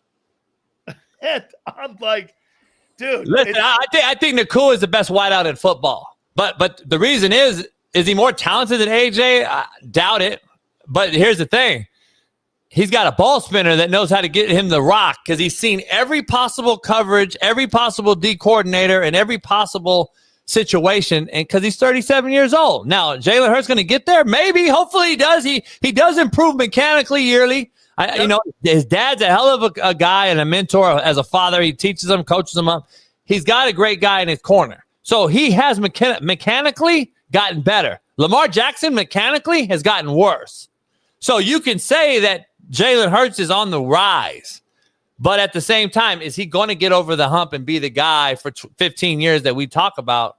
And that might be the case. I hope it is. I'm not wishing the demise of the guy, but he's a fucking winner, man. And that's something that coaches love to see and have. Coach, tell me this and tell everyone how you think this works. Why is Sam Darnold who he is now, and why did he suck for the year? I mean, he was in New York. If I'm not mistaken, help me out here. He went to New York, then he went to Carolina. Yep, Niners. I think he was with the Niners for like a cup of coffee. Yep. And now all of a sudden, like I just said to you, he's won 20 of the last 25 regular season ball games. I know last year, the last two games, again, last regular season game against Detroit and the playoff game kind of put a bad taste in people's mouths. But why is he excelling now? Listen, I coached him in high school, obviously, so I got firsthand knowledge about the kid. He's a freak, number one. He's a kid that no one really understands. He's 4'5" guy. He's physical as hell. He can make every football throw that you need him to make in the NFL. Number one. Number two, he went to two of the worst organizations in football, period. For the time he was at those particular situations, he had 4 head coaches and 6 OCs. So you think anyone's going to succeed in that? And now you look at it, Aaron Rodgers immediately left New York. He's won 5 football games in Pittsburgh already. More than he won in his whole career at 2 years in New York. Got hurt, obviously. So you see what's happened in New York, that you leave that place, you're pretty good. So guess what? He went there, shitty situation, never really had any talent around him. The worst O-line, factual, in football when he was there. And the same thing was for him in Carolina. So then he goes to a competent roster in Minnesota with surrounding talent, and his first round talent showed. Like, it's really easy. How many quarterbacks have we seen get drafted at a high level that have failed because they go to a certain place? A ton of them. We could argue a ton of them. So I think he didn't have the opportunity, just like I'm a huge Daniel Jones guy. I'm the only one that's standing on those 10 toes as well. I said, man, New York Giants had the worst O-line and the worst wideouts in football, and he won a playoff game against Minnesota in New York. And you get out of New York, guess what? He goes to Minnesota. That's a whole nother story. And now you're doing what you're doing in Indianapolis. So, like, those two guys right there alone are guys that people shit on too quickly and don't realize that they need a surrounding cast to be legit. And those teams didn't have it. And Sam Darnold showing the world, if you put some competency around him, he'll be all right. And now you got two guys in the MVP conversation. Coach, why did Brian Daboll fail in New York? I think they failed Brian Daboll. Huh? Okay. I think the owner and the GM failed him at a tremendous rate. So look at what's going on. Let's do the math real quick. Daniel Jones had a guy named Saquon Barkley, and he won a playoff game. Did he not? Yeah. Beat Minnesota on the road in Minnesota with a guy named Saquon Barkley. So Brian Daboll was good enough coach to win a playoff game, but now he's not. And you got rid of that guy. But you throw that guy to Jalen Hurts, and Jalen Hurts is the fucking MVP, huh? It's funny how that works, isn't it? And then you take Danny Dimes and you throw him in Indianapolis, and guess who they have? A guy named Jonathan Taylor, who's probably up for the top 3 MVP race right now. Yes. It's funny how your quarterback's really good when you have a good running back and an O-line, isn't it? Yeah. It's funny how that works. People don't really put the math together, but yeah, it's weird. And by the way, Minnesota, I can't wait for you to fail completely because you got rid of Sam Darnold after you won 14 football games. I don't get it. You went with a guy you don't know anything about in J.J. McCarthy. He's never played it down in the NFL. You thought that was going to be a smart move. That couldn't see that happening, huh? You couldn't see the bad shit happening there, right? And then you had Daniel Jones on your roster. Could have paid him maybe $15 million, kept him, and had he'd probably be 8-2 right now with Daniel Jones in Minnesota. But then Aaron Rodgers wanted to go there. You said, nah. Let that sink in, Minnesota. So I can't wait for you to fail. And then you go from that to seeing what Danny Dimes doing in Indianapolis with the running back incompetence and what Sam Darnold's doing in Seattle. And you got to look at the Minnesota Vikings as the dumbest team outside of Cleveland and New York in football. That's what they did with Brian Daboll. You got rid of Saquon. You got your best receiver gets hurt. You bring in Tagliabue, who's the John Riggins of the 2000s, and this guy brings in a tremendous energy and gets the team buying in. He gets hurt. And then you bring a quarterback in with a ridiculous amount of energy that's changed things for New Yorkers. They want to see they see good football. He goes out, and then you fire the guy. It sounds like a GM and an ownership problem, but unfortunately, those guys don't get fired. Us coaches get fired. And guess what? When your Jimmys aren't as good as my Joes, Dan, guess who fucking wins? That's right. That's right. Coach, couple last ones here for you. Who's done a better job at coaching? Mike Vrabel or Shane Steichen? Vrabel. Vrabel has recreated a Belichick situation. Remember, name me a coach that's left Belichick's tree and been successful. None. There's 0. Not one. Charlie Weiss, Cornell, O'Brien, Josh McDaniels, Bill O'Brien, all have been absolutely horrific as head coaches elsewhere. Then people always tell me, JB, Vrabel never coached for Belichick. Right. Vrabel played for Belichick, and there's a huge difference. There isn't one coach that left Belichick. I call that a you problem. Those coaches should be ashamed of themselves. You were with the greatest coach in football and in the office with them 20 hours a day and never figured out and picked up what Belichick put down. Shame on you in the profession. Vrabel, as a player, picked up everything he put down. And that's the difference. That's why the dude is succeeding. And if you ask anybody, go look at what he's done and what he took, the ideologies and philosophy that he took from him and ran with. And that is why you're seeing a very, very similar Bill Belichick style being coached in New England. I mean, the guy's running down the field yesterday. He turns and asks him, what, full speed? Should I run out of bounds or should I slide? That was so great coaching. You can't tell me that they're not being coached up on every finite detail that it requires at this level. And that is what is being done there, similar to what Belichick did. I mean, I'm talking about from the referees to how much air is in the ball to all the shit you want. You could talk about all the gates and all that shit you want. End of the day, guess what? That's a you problem. It ain't bragging if it's true. Absolutely. Coach, you tell me this one here. Everyone in Philadelphia, they think that Nick Sirianni is a better coach than Sean McVay. And I don't believe that remotely close. I think they're asked to do different things. Nick Sirianni doesn't pick his coaching staff. It's picked for him. He doesn't pick its wrong. Howie does all the hard lifting. He hires all the assistant coaches. He's kind of like a CEO guy. And Howie runs that ship. It's all Howie. McVay is one of the best play-calling head coaches, in my opinion, in the National Football League. Am I wrong with that look and how I look at those two guys? No, McVay's the best. Like now Sirianni's beat him head-to-head, I think, 2 out of 3 or whatever. So if you look at it, they both have a Super Bowl. They've both been to 2 as head coaches, I believe. They both won. So basically the same guy when you look at it that way. Sirianni's beat him head-to-head, though. So if you really want to look at it like that, then, of course, the micro thinker would say, yeah, Sirianni's the better guy.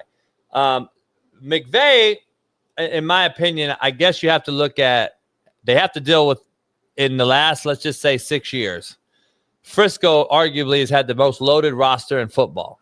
I think Shanahan's one of the most overrated coaches in football. That's a whole nother discussion. Yep. But here's at the same time, you had to go through a very, very loaded Frisco. Now, on the East, in the last 6 years when they won Super Bowl, by the way, when the Rams went to 2-1 before the golf trade and got Stafford, the Niners were really the only formidable opponent. The Seattle was transitioning from Pete Carroll. The Cardinals are just And then on the East, though, you had a Cowboy team that had loaded roster for probably 4 or 5 of the last 7 years. Couldn't get over it, though. And then other than that, Washington was last year. But other than that, really, the Giants went to 1 playoff run. The Eagles haven't really had a formidable opponent either. You could say the Cowboys for the most part. So they both really had one common opponent they had to get through. And then they go through respectfully the same division in the NFC to get to a Super Bowl. And they've both done it one time. So they're both very good coaches to me, or managers, if you want to say it. Sirianni doesn't really call the O or the D. McVay does, so he's double tasking that thing. But he also has a feel for Matthew Stafford and what he's doing. And it's like artwork. It's a great thing to watch last night when they dissected. It's a banged up Niners team. We all get it. But in the NFL, we all get paid to put on our cleats, man, the same as anyone else. So at the end of the day, there's nobody cares. Nobody cares if you're hurt, because the Rams had 21 O-line shifts last year, and they were the most banged up team in football last year, and they were this close to beating the Eagles in a rain snow game where Stafford threw for 330 against the Super Bowl champ Eagles. So the Rams arguably could have won it last year, and this year it looks like they're the favorite right now. So absolutely, we'll see. But I think they're both great, man. I think winning coaches are undervalued. Like, what I mean is, coach of the year, Daboll got it a couple years ago. Remember, Daboll just got coach of the year. Yeah, 2 years ago. And Sirianni beat him both times during the regular season and beat the shit out of him in the playoff. And I think that coaches that win deserve to get the same notoriety. I'm so over everybody getting an award and everyone a feel-good story shit. I'm like, man, Sirianni won it. He should have got it. And I understand it's a regular season award, but at the same time, if I beat you twice out of 2 times and I'm still the division winner, I think I should get the coach of the year. So, like, I don't understand. I think Sirianni gets a little bit of discredit, and I also agree that Shanahan and other guys are overrated. And nowadays, though, in social media and the nobodies that are like that, some of the guys that are in your chat that are absolutely fucking nobodies, I think that what happens is we get caught up in Twitter fingers and people saying, well, fire McDermott today. But two weeks ago, they beat the Chiefs, or a week ago, they beat the Chiefs, and guess what? The Bills Mafia wanted an extension signed. But today, guess what? Today they want him fired. Because, again, the nobodies live on Patrick Mahomes getting them 46 draft points on DraftKings. So they think he's the greatest fucking thing since sliced bread. Damn, he got me 46 draft points. He's the greatest coach he's the greatest quarterback ever. But they didn't realize he threw fucking 19 bubble screens and Tyreek Hill took 6 2-yard hitches, 86 yards, and the fucking guy threw for 400 yards.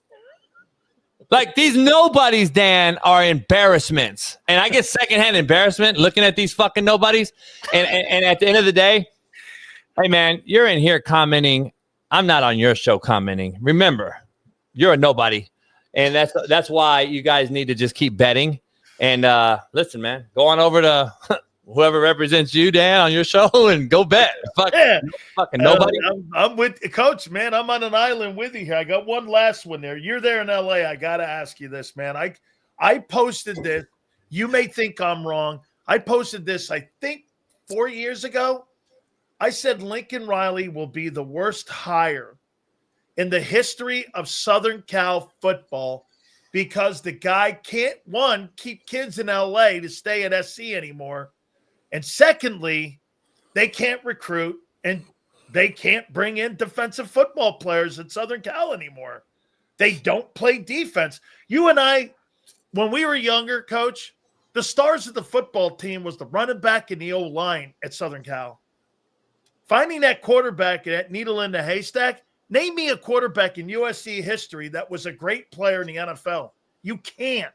Carson Palmer? Okay, sure. Outside of that, you tell me that you think Lincoln Riley, you think he's overrated? He's the most fucking overrated guy I've seen in 30 years in college football. I'm just telling you right now. Here's the issue. Shame on USC for hiring an outsider, number one. Yeah. Because, number one, at the end of the day, if you don't – LA's like Mississippi. Take a guy from New York to fucking Mississippi and see if he wins. It ain't going to happen. You don't have a clue how it works. Because in LA, we operate a little differently. We have the number 1 and number 2 ranked high schools in America, in California, in Southern California to boot. Mater Dei and St. John Bosco and Corona Centennial and J. Sarah and Santa Margarita, where Carson Palmer is the head coach right now, and you can't get their fucking kids to stay here? Yeah. See, when Pete Carroll was there, he took the best guys from here, and then he went into your neighborhood and took the best guys from there. And that's when SC was mud stomping Auburn and Arkansas and Alabama and everybody in the SEC. Remember something that no one wants to admit, and that you're all going to think I'm crazy, but again, you're fucking nobody, so it doesn't matter. The truth of the matter is Nick Saban was not Nick Saban until Pete Carroll went to the NFL. That's true fact. That's a fact. And by the way, the NFL head coaching can't text players. That's a Pete Carroll rule, not Nick Saban. He was doing it on the Rose Bowl floor when he was recruiting people. So, yeah. So what happened is they took the head coach from visiting high schools and from text messaging during the recruiting process, and that was a Pete Carroll rule. When Nick Saban had just got to LSU, started kind of getting them rolling, wins that natty, and Pete's rolling at USC and steamrolling every SEC team in Oklahoma, and no one wants to talk about. There's a reason why. And I know but guys like Sark and Lane Kiffin who are on both staffs. They'll tell you there's a difference. They'll tell you the reason why is because that dude went to the NFL. Pete Carroll owned college football. He dominated college football, and there was no close second. It was Nick Saban and Urban Meyer. So at the end of the day, when Pete left, it became a Nick Saban, Urban Meyer show. Now, I'm not saying Nick Saban's not the greatest college coach ever, maybe now. He probably is. But at the same time, I'm just telling you, when they were all coaching together, it was a different animal. And USC, there's no excuses. There's no excuse why USC should be this mediocre. You can't tell me on a team that's lost 2 games like SC. When you watch them, though, you're like, fuck, man, they could win it all.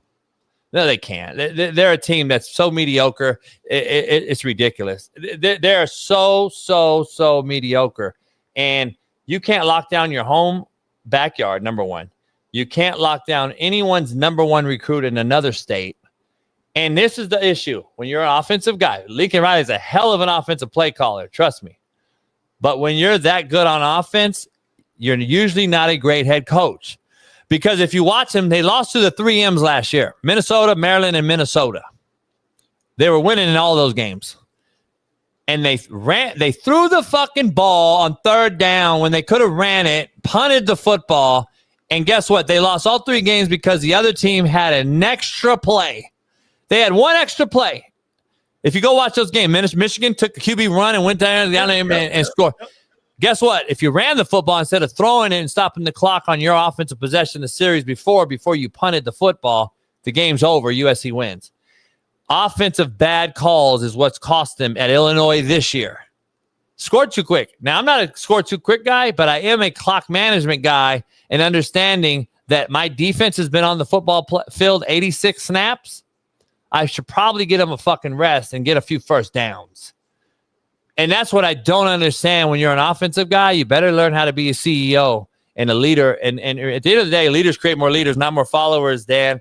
And I don't believe anybody will follow this guy through a brick wall because this guy is all about offense. His defense has really never been good. I'm just telling you. Never. Even when he was at OU. Yeah. And I'm going to tell you right now, he'll be the next head coach at Texas. I'm just telling you guys right now.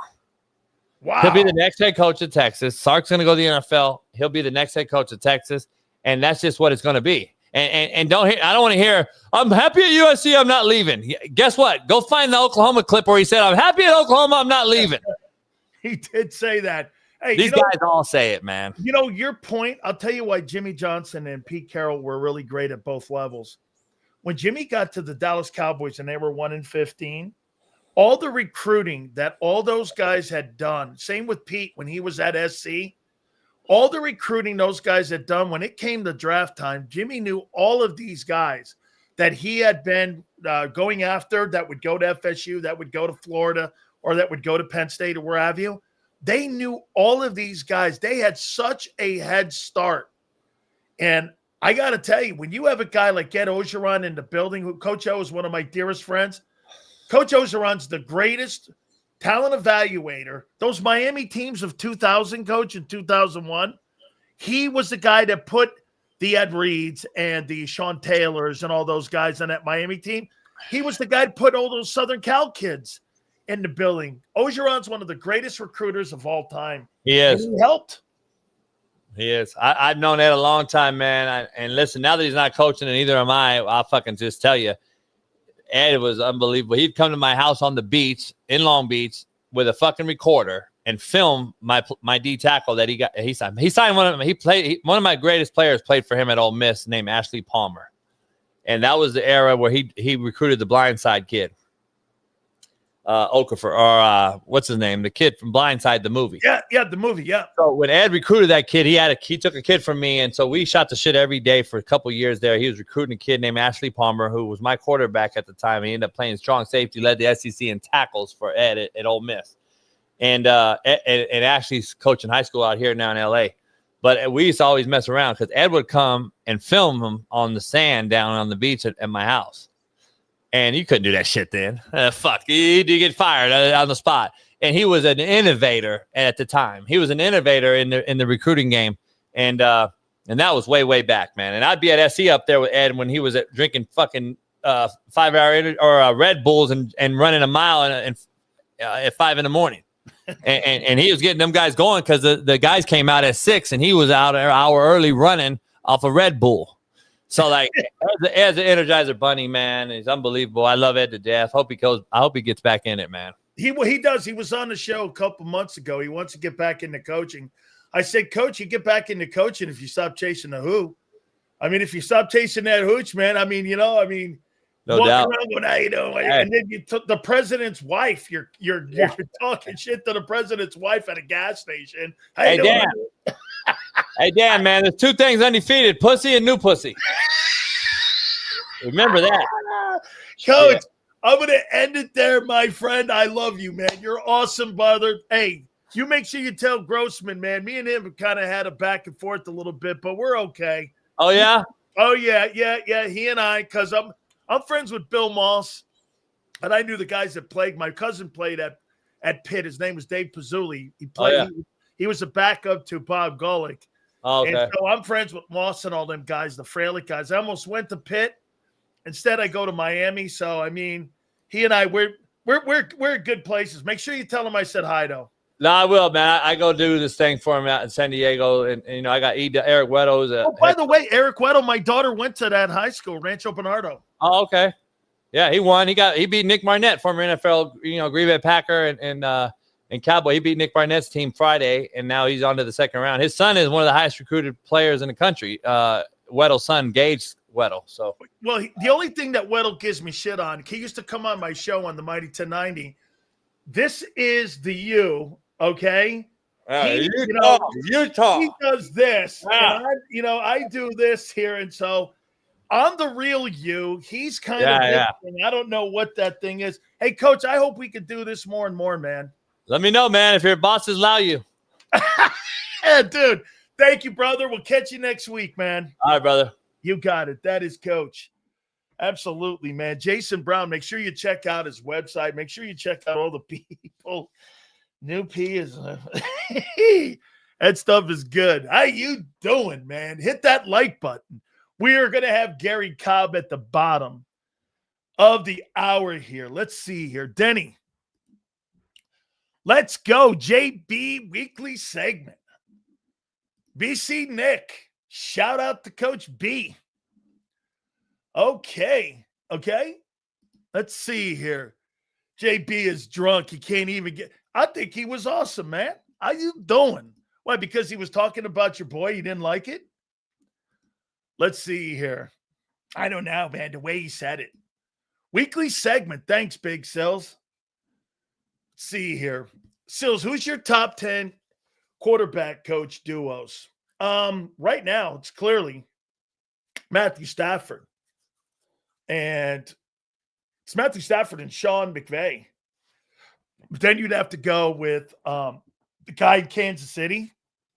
Remember, Nick's not a play caller. There you go. That's what I'm talking about. You want him to be a regular?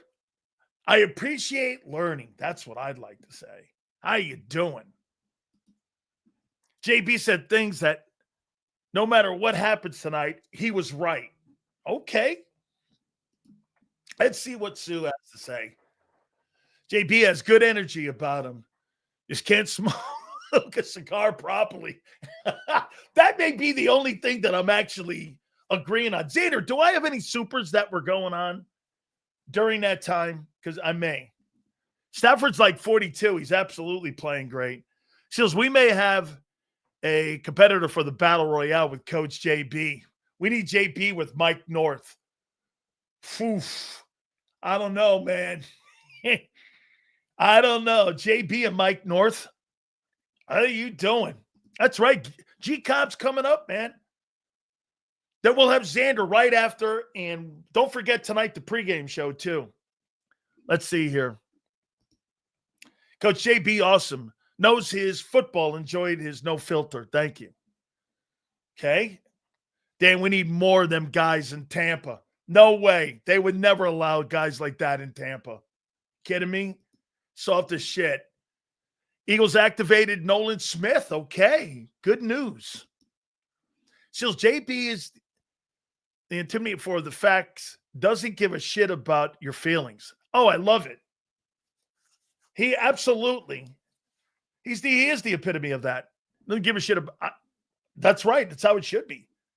JB versus Kurt Warner? Huh. How about Mina Kimes? Battle Royale this week? Always. Absolutely. All right. Boy, I'll tell you what, man. So, tonight is going to tell me a lot. How about this, though? So, we're going to bring G Cobb up here in a second here. So, let me ask you this. So, here are the Eagles, the next 4 games. Actually, 5 games. Packers, Lions, Cowboys, Bears, and Chargers. Every single one of these teams are fighting for a playoff spot. And actually, every one of these teams, okay? Every one of these teams, except the Cowboys, are in a playoff hunt. Nolan Smith has been activated for tonight's game. Hey, Big Z, before you get to JAKIB, do we have any other supers that were thrown out during coach? You can't dominate and lose, sir. Love your take. You see J-Mac get butthurt today about Daniels? Jaden Daniels got hurt today. I mean, Jaden Daniels has been hurt this year. Part of it. Hey, dude, players get hurt. There's no excuses in the NFL about injuries. Hey, the Commanders, they were old and their philosophy didn't pan out. It hasn't worked. Okay? All right. Without further ado, love talking to my friend. I wonder how important is this game tonight? Is it more important for the Eagles or is it more important for Green Bay? Let's talk to our friend JAKIB from Fox 29 and get his take. JAKIB, how you doing, brother? I'm doing great. How you making out? All right, you tell me tonight. Are you gonna learn more about Green Bay, or are you gonna learn more about Philly, or how do you see this puppy tonight? I think we're gonna learn a lot. I think both teams are on the line, man. The Eagles, even though they come in, they come in with a 6-2 record, but have they proven that they're as good as they were last year? No, they haven't proven that. Has the defense proven that?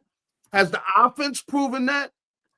They haven't. And so the Eagles are right where the Packers are. I mean, they haven't proven anything. And this is when, as we go on here, these games the stuff starts to get real. All the imposters they're going to be revealed. We find out who is really playoff and ultimately Super Bowl caliber teams. And neither one of these teams has proven it. Now, the Eagles, of course, a lot of people are looking at what they did last year. Last year is last year. That doesn't count this year. See, even though, they won that. And see, a lot of people give them certain respect and everything. That's fine, but it doesn't count this year. Does not count. So they got to prove something with this game against the Packers. And if the Packers were to come out there and whoop their butt in front of the nation, that's got nothing to do with last year. That shows that maybe the Packers are better than them this year. Maybe they want it more, So we're going to find out those kind of things. And, of course, with these new guys, and, it's mainly, as I see, the guy that really is the key is going to be, Jalen Phillips. He's really the one. Michael Carter, I don't think we're going to see much of him. Of course, we know that Jair Alexander's not even playing. Yeah, no, he didn't even make the trip. So it's going to really be all about Jalen Phillips. He's the guy that's being added. Now, he could play a very important role because if he shows, like I've seen on tape, that he probably is the best pass rushing, guy coming out around that corner, then he's a huge part of this team. So, but we got to find out. I mean, the running game. Do they still have a running game? We saw that in the last game. We saw a running game. We saw Saquon Barkley. Oh, wait a minute. He is still on the team. We hadn't seen that Saquon Barkley all year. We had not seen the guy that last year was the leading rusher in the NFL. Garry, you beat a team that they just fired their coach today. I know. Yeah. So, I mean, I don't know what you want. I mean, I know you're not doing that. I'm saying, I don't know what Eagle fans want me to say. You beat a team that they fired the coach and that guy beat you. I mean, I'm not sure what you're looking at. And that's why they haven't proven anything yet. As far as I'm concerned, they have not proven anything yet. I want to see this is really the party's really started. You're playing a good team here in the Packers. We'll put the quotes up because we don't really know them either. They need to win a big game and prove. I haven't seen them win a big game. I mean, last year they played them twice. Boom, they rolled over both times. So I don't know about Green Bay. Of course, the Lions are waiting next week. We're going to start finding out things really about this Eagles team because everything we saw earlier, come on, some of the wins they had, you wouldn't get excited about it because they didn't come out and clearly show that they're the better team. They found ways to win. That's what this team has been doing. But now we're going to really find out, I think, what this team is about. I want to see them, against Green Bay. Can they stop their running game? Can they stop Green Bay's running game? Because if Green Bay's got any sense, they need to try to run the ball. If they can run the ball on the Eagles, then they can do other things, and their passing game will be successful. If they can't, I'm not crazy about Jordan Love with pressure on him. He hasn't proven to me that that's right. That he can make plays with pressure clean on him. pockets he has. Wait, say that again? What with clean pockets? Yeah, he has. I mean, Yeah. pressure, in your opinion, tonight from the Eagles is going to be essential because think about this, Gary. If you don't get pressure on Jordan Love, you got back there in that secondary. Your safeties haven't played well at all. The one corner is a train wreck.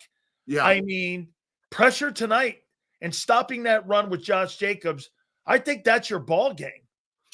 Without a doubt. I think that's a huge part of the game. If they can make them one-dimensional where everything is on Jordan Love, then, you got to love the Eagles' chances because Jordan Love, I haven't seen Jordan Love against a good team come out, take over a game, No, I haven't seen that, So he's got to prove he can play like that. But if they were to get their running game going, which they do, they got a pretty good they got Josh Jacobs is a good running back. I mean, he runs hard.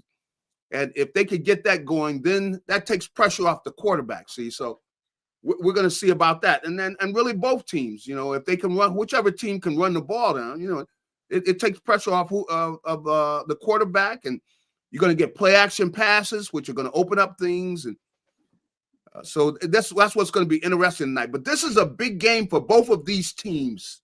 They, in hearing and I listening to Micah Parsons, you could hear it in his voice. Look, he admitted to himself.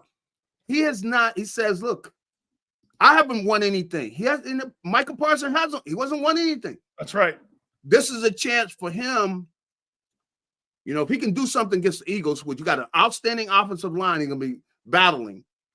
If he could do something against the Eagles and play the way he's capable of playing, let's say he were to get 2 or 3 sacks, that's going to be a statement for Micah Parsons. But he went up there to lead this Green Bay team to victories over good teams like the Eagles. Last week they got embarrassed against Carolina. We're going to see them. We're going to see all these guys. So this is a time when people are able to make a statement about really who they are and really what they represent. How about this? You know what else too, Gary, is that, if you talk to people in Philly, they'll look at it and go like this: Josh Jacobs, their run game's not that great. Well, shit, he's on pace for a better season than Saquon Barkley this year. Yeah. Right now. So what do you think of Barkley in your run game? Based off of the Giant game, then you don't have a run game. That's so right. For me, I want to see some consistency being put together here. I keep hearing people say this. I'm waiting for that breakout game with AJ. I don't want a breakout game. I want consistency in his game. That's right. And so, you start seeing 100 yards, 90-yard games coming up, and you start seeing that with some balance. Isn't that kind of what you're looking at tonight? That's what I'm talking about. Meaning, look, we're supposed to have one of the best offensive lines in the league. Okay. I expect a running game. I'm talking about where you pounding the other team. We've seen it by some of these other teams. I mean, we look at the teams in the NFC. The Rams. Now the Eagles beat the Rams, but that's a quote. I mean, I think the Rams are better. Because I tell people this. Okay, well, you beat them, right? Well, that means you think Denver's better than you, and I don't. That's but right. I think the Rams have picked it up and they're playing better and better. I think the Rams are the best team in the NFC right now. I think so. I think so. They've been playing better than anybody. So, so those teams, you got them. Seattle. You got Seattle and the Rams are going to be playing each other this next week. And Seattle looked very good, man. I tell you what, Seattle looked like they want to play, man. Yeah. That defense was getting after people, man. This is the fun. This is a fun time. We're gonna find out. All the talk and everything and promotion. We don't care nothing about promotion. What do you do on the field? I want you to get out there and whoop somebody's butt. And that's what the Eagles want to do. I want that offensive line to show up, run that ball down their throat, and make them like it. That's what I'm talking about. Where you going out, look, we don't care. We're not trying to be fancy, but we're punching you guys in the mouth and we're running the ball down your throat. That's the way the Eagles won the Super Bowl last year. Come on. They ran the ball down people's throat, man. And so I want to see some of that. That's what I want to see. If that line gets back, if like last week, people are talking about, oh, they ran the ball. That was the Giants. Okay. Hey, how concerned are you about the injury to Cam Jurgens? Well, I know it's his knee. So, that definitely is something to be concerned about. You playing center, you got to feel comfortable about your wheels because you got people falling on your legs. He's been ruled out. Yeah, I know. But you got people falling down around your legs and everything. But Brett Toth, man, that last game, I like what I saw the last game. He was getting after folks. Yeah. He got to do it consistently, but we're able to see him do it. I mean, that was a shot in the arm. I know it definitely did a lot for me because the way they have been playing, I'm going like, man, I'm telling them, hey, man, the offensive line got to get healthy. The offensive line got to get healthy. Well, they gave us a little glimpse. That was pretty good, but now this is for real. This is the Packers have a good team supposedly. Let's see what they got. Can you run the ball to the? You think they win tonight? You think they win tonight?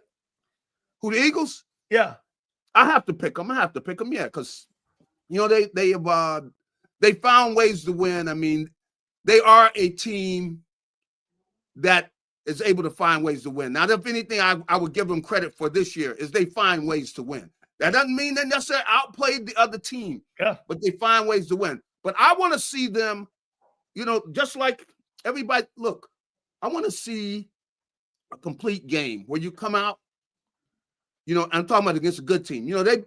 They beat the Giants, they came out, took it to the Giants. That was the Giants, okay? That's a team that when the playoffs start, man, they're gonna be down in the Caribbean, okay?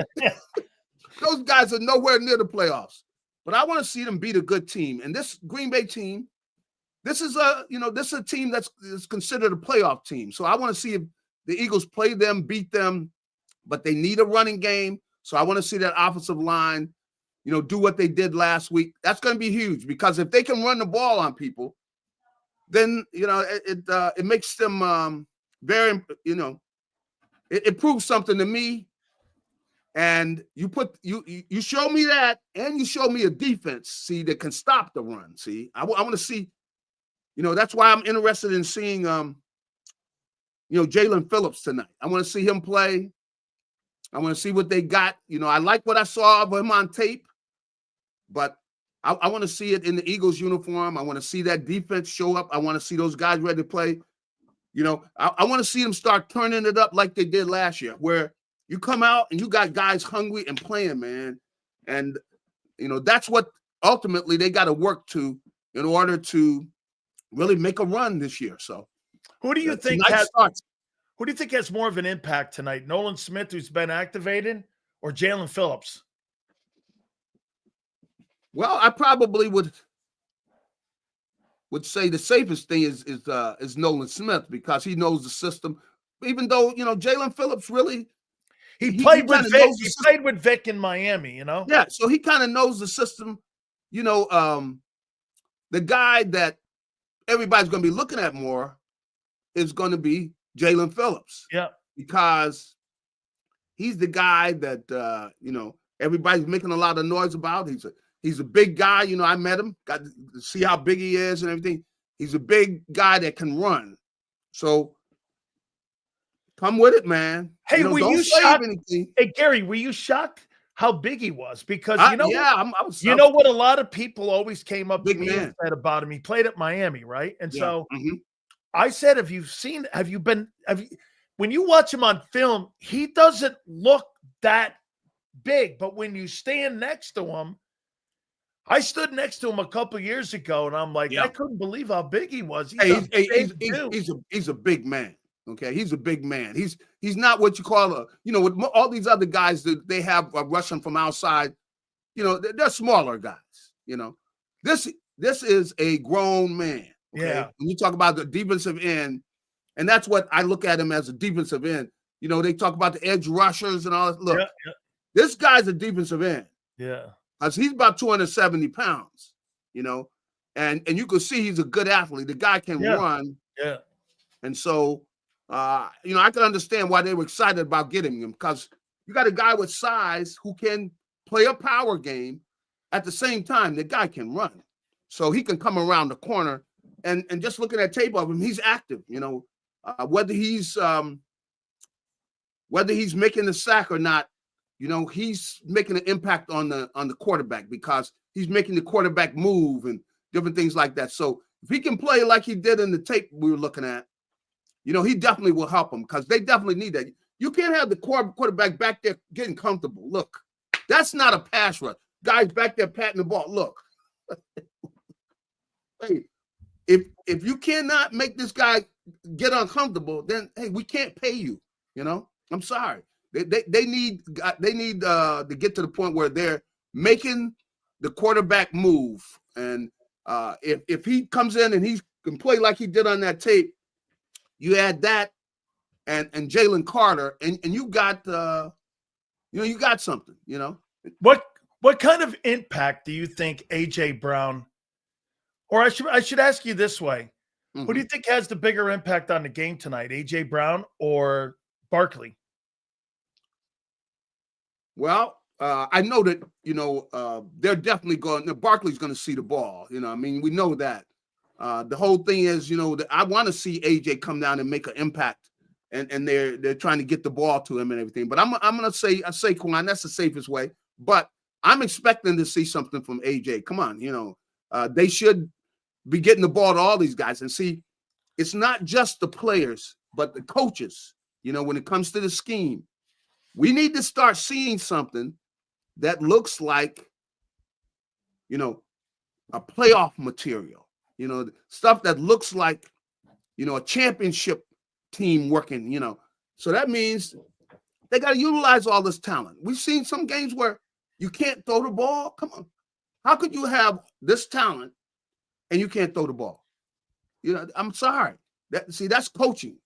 So we're going to see all that tonight, which is, we want to see a sound game where we're both running the ball and throwing the ball, okay? You got quality people, supposed to have some of the best talent on the offense in the league. There is no excuse for not being able to come out and run the ball effectively as well as throw it. So I want to see both, because that's ultimately what they're going to have to work to. And I'll tell you this, the Rams and what I've seen in Seattle, those are going to be two teams. They're going to have to beat one of those guys. Might have to beat both of them. Those are two good football teams. At least right now, I definitely would say the Rams. You can see the Rams. Of course, the quarterback hasn't shown and played well, for Seattle, to play great in a big game and everything. But as the Rams, you see, Eagles going to have their work cut out for them to beat the Rams when they see them in the playoffs. Rams have got a veteran quarterback, they got a running game, and they got a good defense. So, they're going to be tough. They're going to have to play them. So the Eagles have got to play the way they're capable of playing. So that's what I want to start seeing.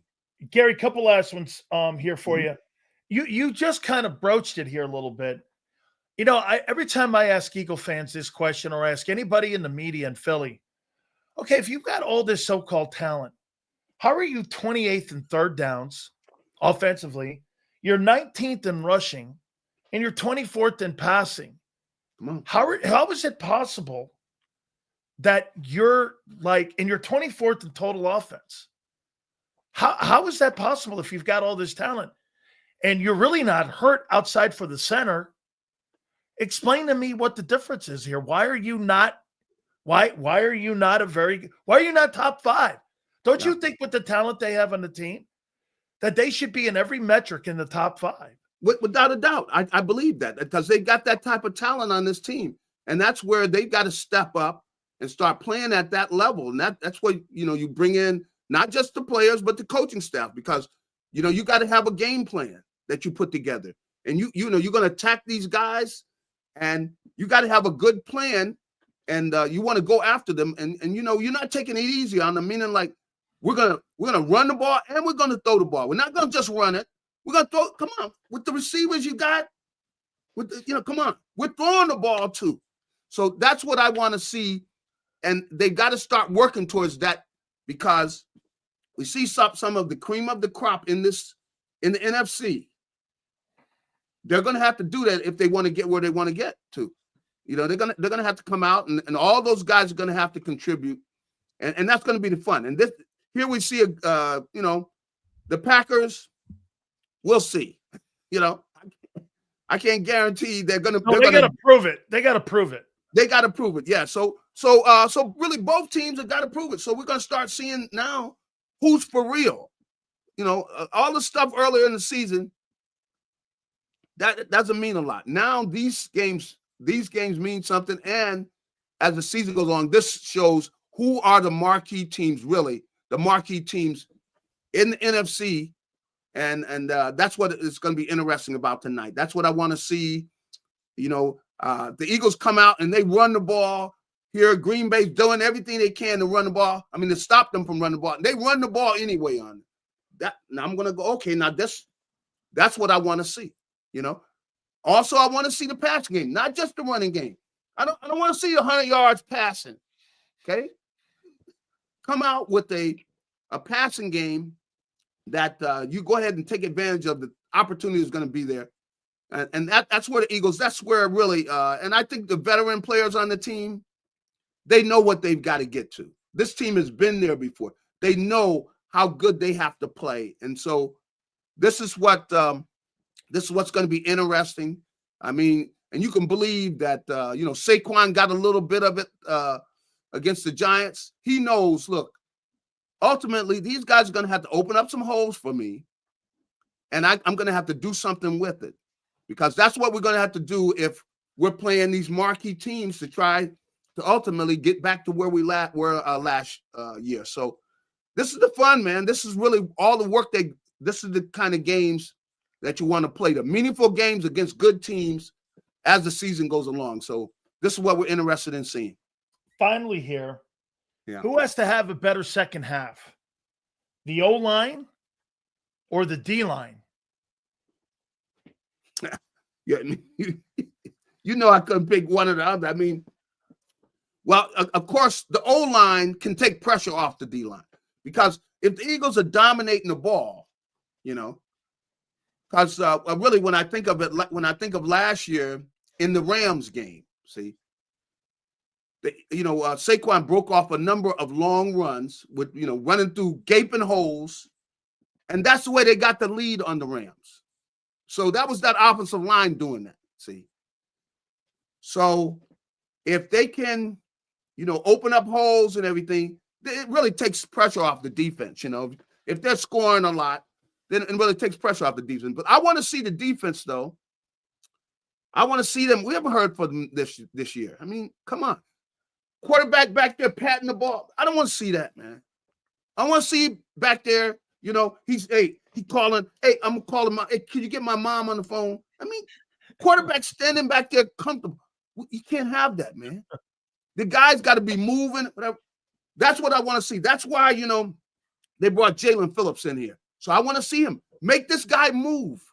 I don't want him standing back there. Like I said, hey, I was thinking about what I was going to get her for Christmas.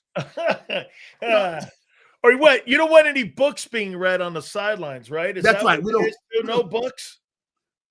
But this is the fun, man. We're going to really find out about the Eagles we'll start really finding out about this team this year, because the last year's money don't spend here, you know.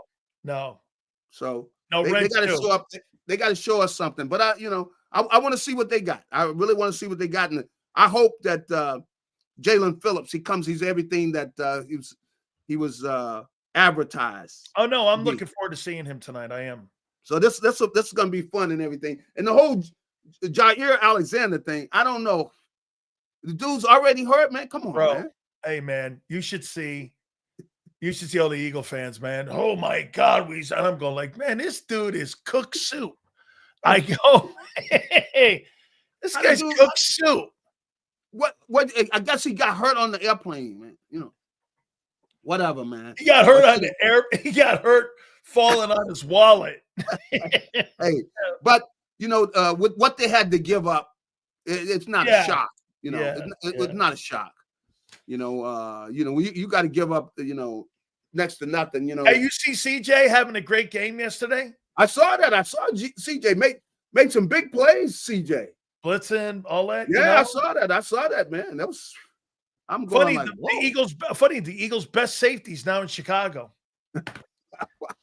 Yeah. Hey, that's how I do it. We're gonna find out, because we need some guys to make some plays. See, and if guys aren't making plays, that's when we're gonna get all. You'll be able to get all of the fog. See, get the fog. No, we're gonna find out who's really making plays. That's what we're gonna find out tonight. We want to see these guys come out, take it to Green Bay, and let's see what you got. That's Garry, gonna be that's what we're looking for tonight. Do you think the book's been written on Sidney Brown? Well, Sidney has. I didn't even heard his name. I didn't even know he was active. Yeah. Well, he's playing special teams. That's what he hasn't proved to them yet. For him, to be out there a lot, obviously. So, he's mainly playing special teams. So he hasn't really, shown that he can be a starting safety in the league yet. He hasn't proven that. So right now they got him playing special teams. Do you think Howie's biggest misses are Keely Ringo and Sidney? Because those were the two guys he thought would start. Well, I will say this, that Ringo. A little better. Yeah, a little better. So he's going to be out there, obviously, again tonight. I want to see what he's got. I want you to play well. They're coming after you. Oh, yeah. They're going to go, hey, they got you circled. So we're going to find out about him. So we'll see, man. It's time to step up. All of the promotions and everything. No more promotions. We want to see who can really play. Let's see it. Garry, how many times did you play at Lambeau? Oh man, well, when I was playing in Detroit, we played there almost every year.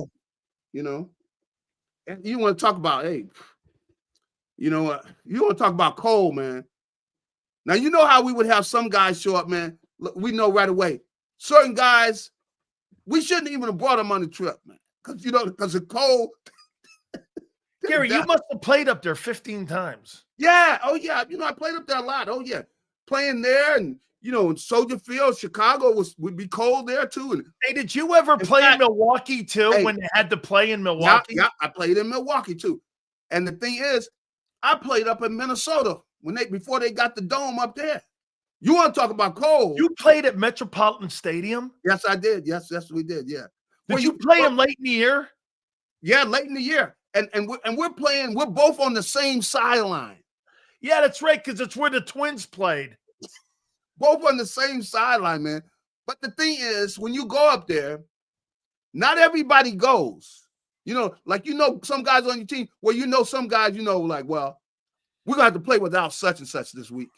Because he has, let some guys, they let the cold weather just, and they're basically up there stealing because they're all them Southern guys. Hey, white and black. You get up there, man. You freeze your baguettes off. They don't want no part of that. I don't know how cold it's going to be up there tonight. Oh, it's going to be in the 20s. It's going to be in the 20s. But but we're gonna find out some things about guys, because you can find out guys. Oh, when you go into cold weather, well, hey, I'll see you guys next week. Yeah, I'll see you next week I'll see you next week at the link when we got That's Detroit right. at That's home. right. G-Cobb, thank you, brother. I appreciate buddy. you, man. Thank you again. We'll see you next week. All right. Have a good one. That is Garry Cobb. That's right. Make sure you check him out on Fox 29. Holy shit, he played at Metropolitan Stadium before the Hubert H. Humphrey Dome. That's right. I played in the Hubert H. Humphrey Dome. I never played outside in Minnesota. I played outside in Green Bay. I played at Lambeau and I played at Milwaukee when they used to play at County Stadium back in the day. Absolutely, man. Yeah. Yes, Z. Yes. Holy cow. This is just like rapid fire here, man. Absolutely. By the way, we're going to get Z for a little bit here because we got a lot going on tonight. By the way, all good, man. We got a pregame show coming up. Then we also have the halftime show, and then we also have the legendary postgame show. What will it be tonight? From legendary Lambeau Field, the Philadelphia Eagles versus the Green Bay Packers. This has got an old school feel to it, man. This really does. Could be a snow game. It's going to be a freezing your baguettes game off. Man, when you play at 20 degrees, you know what that thing sounds? You know what it really is? Feels like 15. Feels like 10. That fucking place is cold, dog. Woo, man. All right. By the way, I know I'm sounding like ESP. Boy, it's really going to be cold out here for the players tonight. Only a reporter would say that to an NFL guy. Without further ado, we bring in now Big Z. Xander Krauss joins us now. How you doing, Big Z? What is up, Big Sills? How you doing, brother? How you feeling? I'm feeling great, man. We got football tonight. Big Eagles game. I'm fired up for the game. It's Monday night. We got plenty of content for the great people of JAKIB Nation, for all the Eagles fans out there. A lot to talk about, a lot of content, and a great game, man. Two great NFC teams right now. Both teams that I think have great rosters, but have their share of strengths and weaknesses, in my opinion. I think this is going to be a great one tonight, man. It has the makings for a great game. And I think something that was delegitimized a little bit this morning on Birds 365 was the freezing cold temperatures. And I think it's a factor. It is. Jalen Hurts doesn't have great numbers in freezing cold temperatures. He does not. All right, you look at that playoff game last year versus the Rams in the snow. He had 90 passing yards in that game. He does not do well. And Jordan Love, on the other hand, I think has 3 starts in freezing cold. He's got 5 touchdowns, 0 picks, 70% completion. Much better quarterback in those freezing cold temps. So not that that's going to dictate the game, but I do think it's a factor. A.J. Brown, that old Miss blood in him. Devontae Smith, that old Alabama love. Yeah, Devontae bitches about it, but he shows up. He does. Yeah, he shows up. What's the score you got in this bitch? I got 30-20 Eagles. Okay. What was your score? I didn't hear it.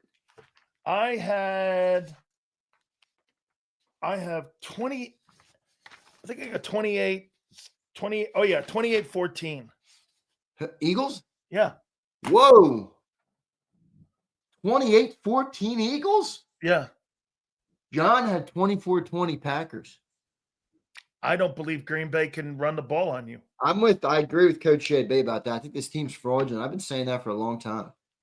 Bro, I've been saying it since people have been telling me at the beginning of the year. I don't know what these people are talking about. I think Green Bay, I'm with you. I think they're a good team.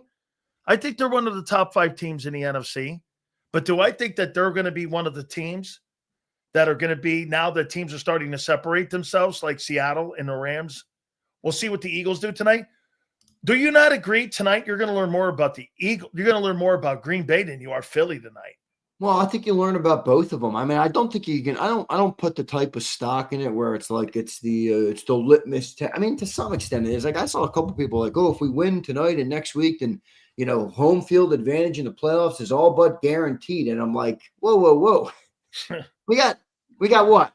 10 regular season games left. And you got a lot of games left. Yeah, I mean, come on. All right. I know we got some back end teams that aren't so great, but you could still collapse a little bit. We've seen that happen not that long ago. So I'm pumping the brakes. I think it's a good atmosphere, a good game, a good litmus test to some extent.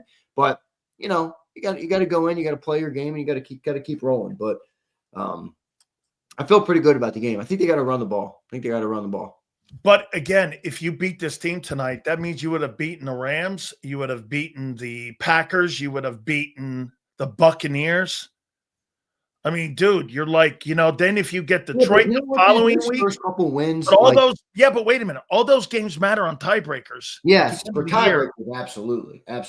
I mean where the team is right now. Oh yeah, no. Those first couple wins to me, they're conversations there. I got it. I'm not talking about. And I mean, like the Eagles didn't really play good versus the Rams. Yeah, but I'm not talking about style of play in those. I'm talking about how that's going to matter when you're counting them up at the end. Yeah, that's fair.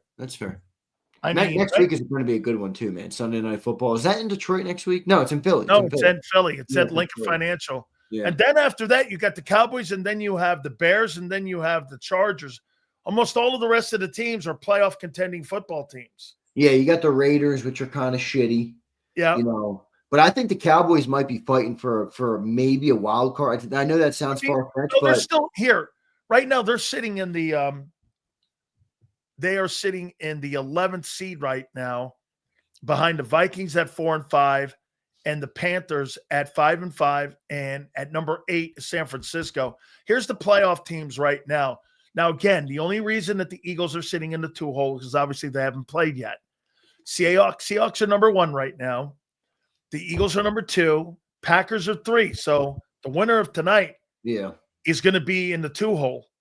Yeah, and I more meant it. I mean, Twiz says they're cooked. I think they're cooked too, Twiz. My point was that they're going to be playing with the idea that if they win games, you know what I mean, they could get there. So they're not going to be like ruled out at that point. But no, I mean, look, we got some good games coming up. This is a great part of the schedule in terms of just exciting football to watch. I think that Bears team is pretty good, dude. I really do. I think that Bears. Yeah, I mean, so I think they're an interesting team, and boy, it's going to be a good one tonight, though. Pressure is the key tonight, isn't it? I agree. Yeah, up the middle. You got to get that pressure up the middle with Jalen Carter tonight. Jordan, I think Jalen Phillips, I think he's going to register a sack tonight. It's one of my predictions for the game. I think Jalen Phillips registers a sack. But I think in terms of impacting the game, the most important way to throw Jordan Love off is just get him off his spot. Get pressure up the middle. You put pressure on that guy, he will make bad decisions. You said it in the opening of your show today. If he's got all day to throw, he can throw the ball. He's not my favorite quarterback because he's so damn streaky, and sometimes he looks like he sucks. Sometimes he looks like he's great. So I don't like that about him. But if you get pressure on him, he'll give you some meatballs. I mean, he gave us 3 in the playoff game last year. and a fumble, I think, in that game. So Vic's had his number, but obviously was 2-0 versus him last year from Brazil to the divisional round or the wild card round. I think we were wild card versus them, right? Yeah, we were wild card versus them. So you got to get pressure up the middle tonight on Jordan Love. And the other thing is, Sills, I mean, one of the reasons that I had the Eagles winning this game by double digits is it's not as much about the thought process that I don't think the Packers are that good. It's more about they're missing the guys that have made their offense be good this year. That what's that receiver's name? Jaden Reed's out. Yep. Tucker Kraft out. You're there, and the other guys are. I know they got a lot of dudes, but they're me. They're guys. That there's not the guy. There's just a bunch of dudes. So if you can take away Josh Jacobs in this game, I think the Packers offense is really going to struggle. The other thing is, the 2 games the Packers lost, they put up 10 points and 13 points. Now the game they tied to the Cowboys, they put up 40. That was a shitty Cowboy defense, but they're kind of in that boom or bust range. Like when they lose games, they don't move the ball. A lot of flaws. Yeah, a lot of flaws. So we'll see what happens. I think the Eagles can push them into that. I got Dallas Goedert having a big game tonight. I like that. 90 catches and 90 yards and a TD. I like that. I think it's an I said this morning, I think it's a Saquon and a Goddard game. Now if you can get Saquon going and they are running under center a little bit more with obviously Brett Toth in there at center, maybe they do get some play action going. But look, I think what Coach JB, by the way, just real quick on him. What bothers me is that I don't judge whether I like a guest or somebody on the show on if I agree with them. I don't give it. That has nothing to do with whether I like a guy on the show. I think some people, they only like people they agree with, and then they hate people they don't disagree with. He's entertaining. He's honest. He says what he believes. And, he's got, in my opinion, a good delivery on the way he does it. About Jalen, I didn't really think his criticism was off. Not. I don't think, I wouldn't go as far as to say that Jalen is completely carried by this team, but he doesn't throw into the teeth of the deep. That's not Jalen's game. It's not. He's not. I thought he glazed his leadership like a crazy man. He's not a progression reading quarterback. No, he's not a drop back, throw into the teeth of the coverage type of guy. That's not his game. He's a playmaker out of the pocket. He's a dual threat guy. He's a great leader and a great winner. And I thought, he's like you in that way, right? He says certain things. Words. Yes, certain words that he uses, that piss people off. But I don't think he was that far off in some of that. I don't agree with it completely, but I did think he had a good point on that. And I think this defense is going to try and make Jalen do that. So the question will be tonight, can they run the football? Can they get the play action going? Kind of make some of those things a little bit easier for Hurts, and I think he'll be able to capitalize. I think Jalen Phillips tonight has an impact on Jalen Hunt. I was about to ask you who you think the edge rushing snaps will go to. It's going to go Jalen Hunt, and it's going to go I think they'll use Nolan probably in rotation. Just now, again, if he comes in there and he's got great conditioning, he may see more snaps. You know what I'm saying? Yeah. I don't know what kind of snaps. I tried to bring it up this morning, and John and Kurt and take debate on it. But last year, before Brandon Graham got hurt, they didn't want Brandon Graham to play as many snaps as he played last year. Okay? He was better than Hunt. He was better than Nolan. He was even better at times early last year than Sweat. Now, they played him because Huff was non-productive. Yes. Huff, Hunt, Nolan. None of them could play above Brandon Graham last year. Now, I understand he's coming off retirement. I understand he's way old. I get it. I'm just saying, if he's at all close to what he was last year, I think Brandon Graham might get some snaps here because he can still rush the passer. He can set the edge. He can do everything Vic wants an edge to do. So I think that's going to be interesting, but I don't know. I think Jalen Moore helps out and vice versa. I think he helps out the interior guys because those guys on the edge weren't getting enough pressure for the offensive line to take the focus off of Jalen Carter in the middle.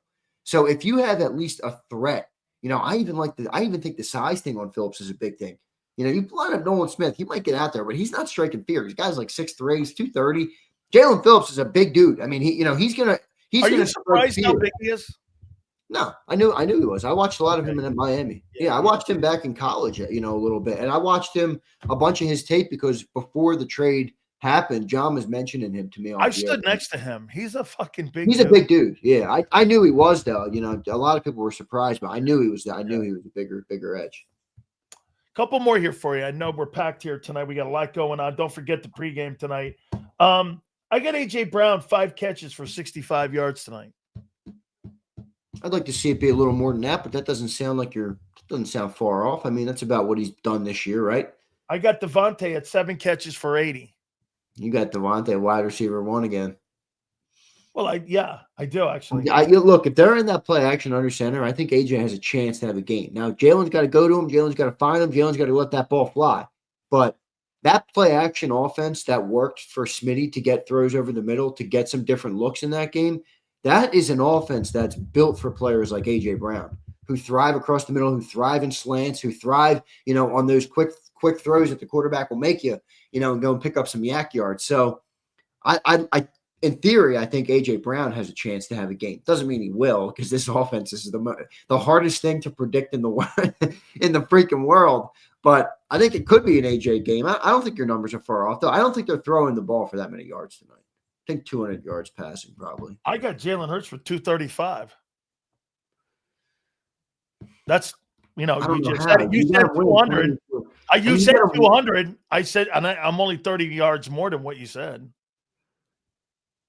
Yeah, I mean, you haven't won in 20 Because I think Barkley's going for 125. Yeah, I mean, your numbers don't make sense to me because if they're winning 28-14, they're probably going to be running the ball a lot more. You know what I mean? So if they have that lead, I don't think they're going to drop Jalen back and throw. I think there's going to be a lot of yards after the catch in this one because that could be fair. Yeah, quick slant. I think Jalen is going to throw those slant plays, and you're going to see after the catch plays tonight. I don't think you're going to see big explosion plays plus 25 passing like that. I think you're going to see, because do you really believe that you think that the Green Bay Packers secondary can get those guys on the ground after a catch? No, I don't. Who in their secondary makes you go like this? Xavier McKinney? They're missing some guys too. They got like Carrington. Is he playing? McKinney's playing. They're missing that one corner that they signed a couple years ago. What's that damn guy's name? Blanking on his name.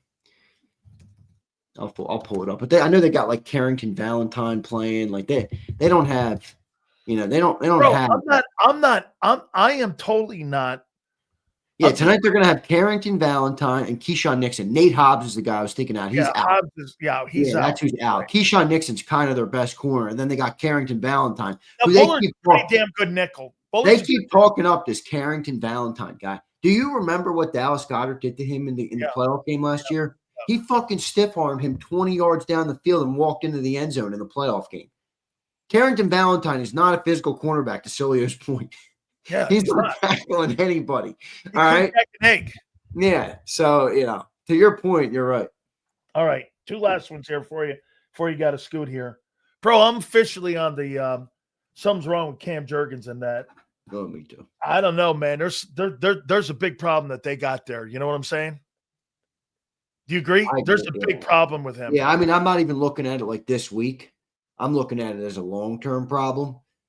I just don't think that guy, I know it's talked about as the knee right now, but like you always used to talk about back. Like when the back is bad and then you compromise for the back, then your knees start to get extra pressure. When your knees start to get, like, it's almost like the back buckled and his knees are getting more pressure. Now the knees are buckling. He had an ankle problem a couple weeks ago. Like, dude, the guy is fucking torched. Like, I don't know. I'm worried about it a little bit. He had a whole offseason. He had surgery and everything. They gave him we joked about this last week. There was a contract on the table the second he woke up from the anesthesia. So, I don't know. I'm a little concerned about it. But, hey, maybe Brett Tooth or maybe Willie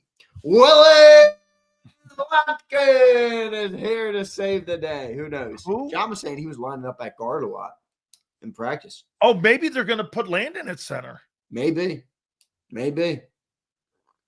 If they like Willie Lampkin at guard more than they like Brett Toth at center, they'll move Landon over. If somebody gets hurt, they'll put Landon at center. Yeah, and Landon was a good center.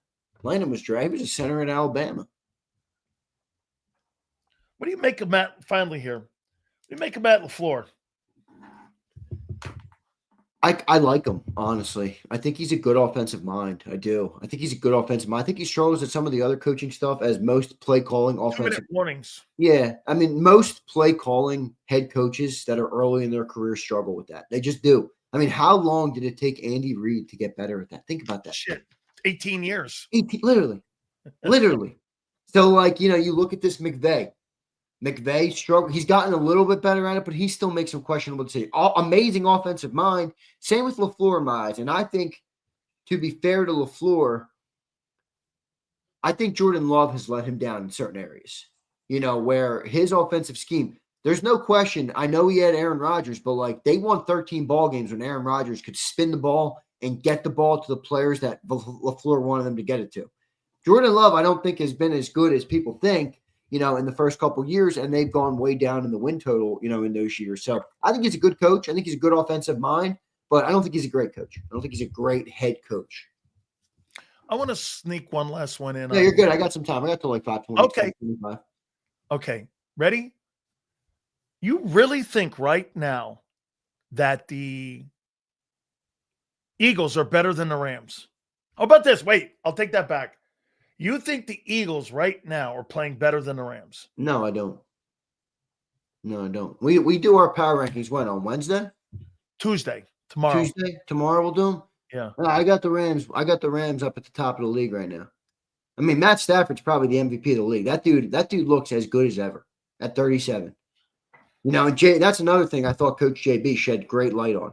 This is Puka Nacua might not be more talented than A.J. Brown, but that quarterback knows every coverage, every look, every front, everything. And he gets the ball to the right guy on time, on target, over and over again. That's why you see Puka Nacua. Guy's got 10 catches every fucking game.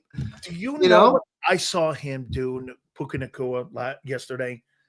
His ability to run in traffic. Like, if there's two dudes converging on him, Xander, he knows angles so well. Whoever has schooled him, he gets open. Yeah. He splits double teams, people that try to stiff him on the line of scrimmage.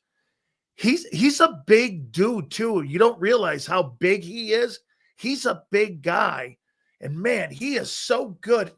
I'll make this point to you. I think he's better than anything that Cooper Kupp was in Los Angeles. It's not even close. And Cooper Kupp Better won a than triple Cooper crown. Kupp. But why did Cooper Kupp win a triple crown? Because of Matt Stafford. That's the point. And you're right. And McVay. And McVay. But you get a more talented Cooper Kupp in a way, and you see the type of production you're having with Puka Nacua. I mean, I think in the first game versus the Rams this year, I don't think Stafford, if I remember it correctly, I think he threw for under 200 yards, but 120 of them went to him. Were to Puka Nacua. Yeah, so he's definitely real good. I mean, he's not a guy you sleep on. I think the Rams are a great team, dude. I don't like to live in delusion land. That's a good football team. I said it a couple weeks ago. That's our number one. In my opinion, that's our biggest hurdle in the NFC. They've improved every game the last 3 that they've played. They have, and even I know we've beaten them and we've gotten the better of them, but they have played us very, very close. I mean, that playoff game last year, Stafford threw for over 300 in the snow. They were right there. I think the Seahawks are a good one, Prince. Early game this year, let's be real. Rams completely outplayed us in that football game. I mean, we had an awful. Those edge rushers can move. Yeah, that defensive line is crazy great. So they're a good team. They're a good team. And, it's going to come down to coaching, at the end of those games. And if McVay can kind of manage the clock and some of that stuff better, but they're a good team. I think they're probably the best team playing like the best team in the NFL maybe right now. Cause I think the Colts, while still looking good, Daniel Jones came back to earth a little bit for me. Jonathan Taylor's still going off. They're obviously still up there. The Seahawks look really great. I mean, that defense in Seattle is amazing, dude. That defense in Seattle, they were tormented. I think DeMarcus Lawrence had 2 scoop and scores yesterday in the first half. Crazy great up there now. Seattle defense is really good. And let that guy go. Think about that. Dallas let Parsons and him go. Yep. On how much of a difference you'd be if you had both those players there. Yep. And that's kind of what they're missing right now in Dallas. They're missing some edge rushers. So how about that? What do you make of the Daboll firing? By the way, I posted it on Saturday early morning because I had heard someone in New York. Actually, I'll tell you, Boomer Esiason told me, be looking at Monday. They're going to fire him in the afternoon. And so what'd you make of it, though? I mean, I think I saw your post about Joe Schoen. Well, I think if you're going to fire the coach, you should fire that GM because I don't think that GM has done a really great job. But I will say, like, in terms of Daboll, it's kind of tough to like, I understand some people immediately go to Daboll sucks, and that's the easy thing to do. But I don't know if it's all Daboll is my point. And I think that Giants organization sucks so bad. It's tough to really get a good gauge of how he was. I think he's a good offensive guy. I don't think he did great at the other stuff as being a head coach. I don't think he had the right temperament at times. I don't think he handled a lot of situations well. So I don't think it was the wrong thing to fire him. The other thing is I know he was trying to save his job with Jackson Dart. He was putting that kid in some bad situations. Remember, that's probably why they fired him. That kid didn't start till week 4. He leads the league in quarterback design runs. He leads the league in like quarterback hits. He's been in the concussion protocol 4 different times. He's had, ankles and knees bro, if I'm the Giants, I know this might sound out there and they probably won't do this, but like I might put Jackson Dart on the bench for a couple weeks. Like, dude, get healthy. We already are not going to compete this year. We got a new coaching search. Our entire goal in this franchise right now is to build a staff and a team that accentuates your talents, your abilities, so that you can bring us back to relevance. And I wouldn't keep trotting that dude out there if he's barely clearing concussion protocol. Because imagine what the Giants' outlook will be if that dude goes down now with a catastrophic. It's November. If he gets an ACL or something like that, now their whole next season is going to get blown up. Versus right now, they have a couple pieces. If they get Malik Neighbors back, they're going to get Cam Scatterboo back. Jackson Dart coming in next year. You get the right coach. Maybe you have a Bears-like turnaround where you can win some football games next year. So if I'm them, I got to be careful with Jackson Dart. I'm hiring Joe Brady. Great name. Great name. Because he's going to protect him and get a running game going. You've got to get a running game going for that guy. New York doesn't have a running game. Joe Brady's with the Bills still? Yeah. And then Daboll will end up back with the Bills. That'd be the worst thing for Josh Allen. I don't know. Josh Allen was pretty Remember good. something. Josh Allen was a turnover machine with him. That's true. He turned the ball Josh over. Allen was a different player. Josh Allen, by the way, man, not having a good couple weeks here. No, I get it. Not a great team around him, but ever since his lady was groping some guy on a movie set, dude hasn't been the same, man. I was joking about that this morning, but hey, you know what they say? I don't know. Each his own. My wife ain't groping no man on a fucking 4K camera for the world to see. Holy shit. No, I'm with you here, man. All right, so tell me this about New York. So the New York Giants got rid of Danny Dimes, and the Jets got rid of Sam Darnold. Is that correct? Dude, that forget the Jets for a second.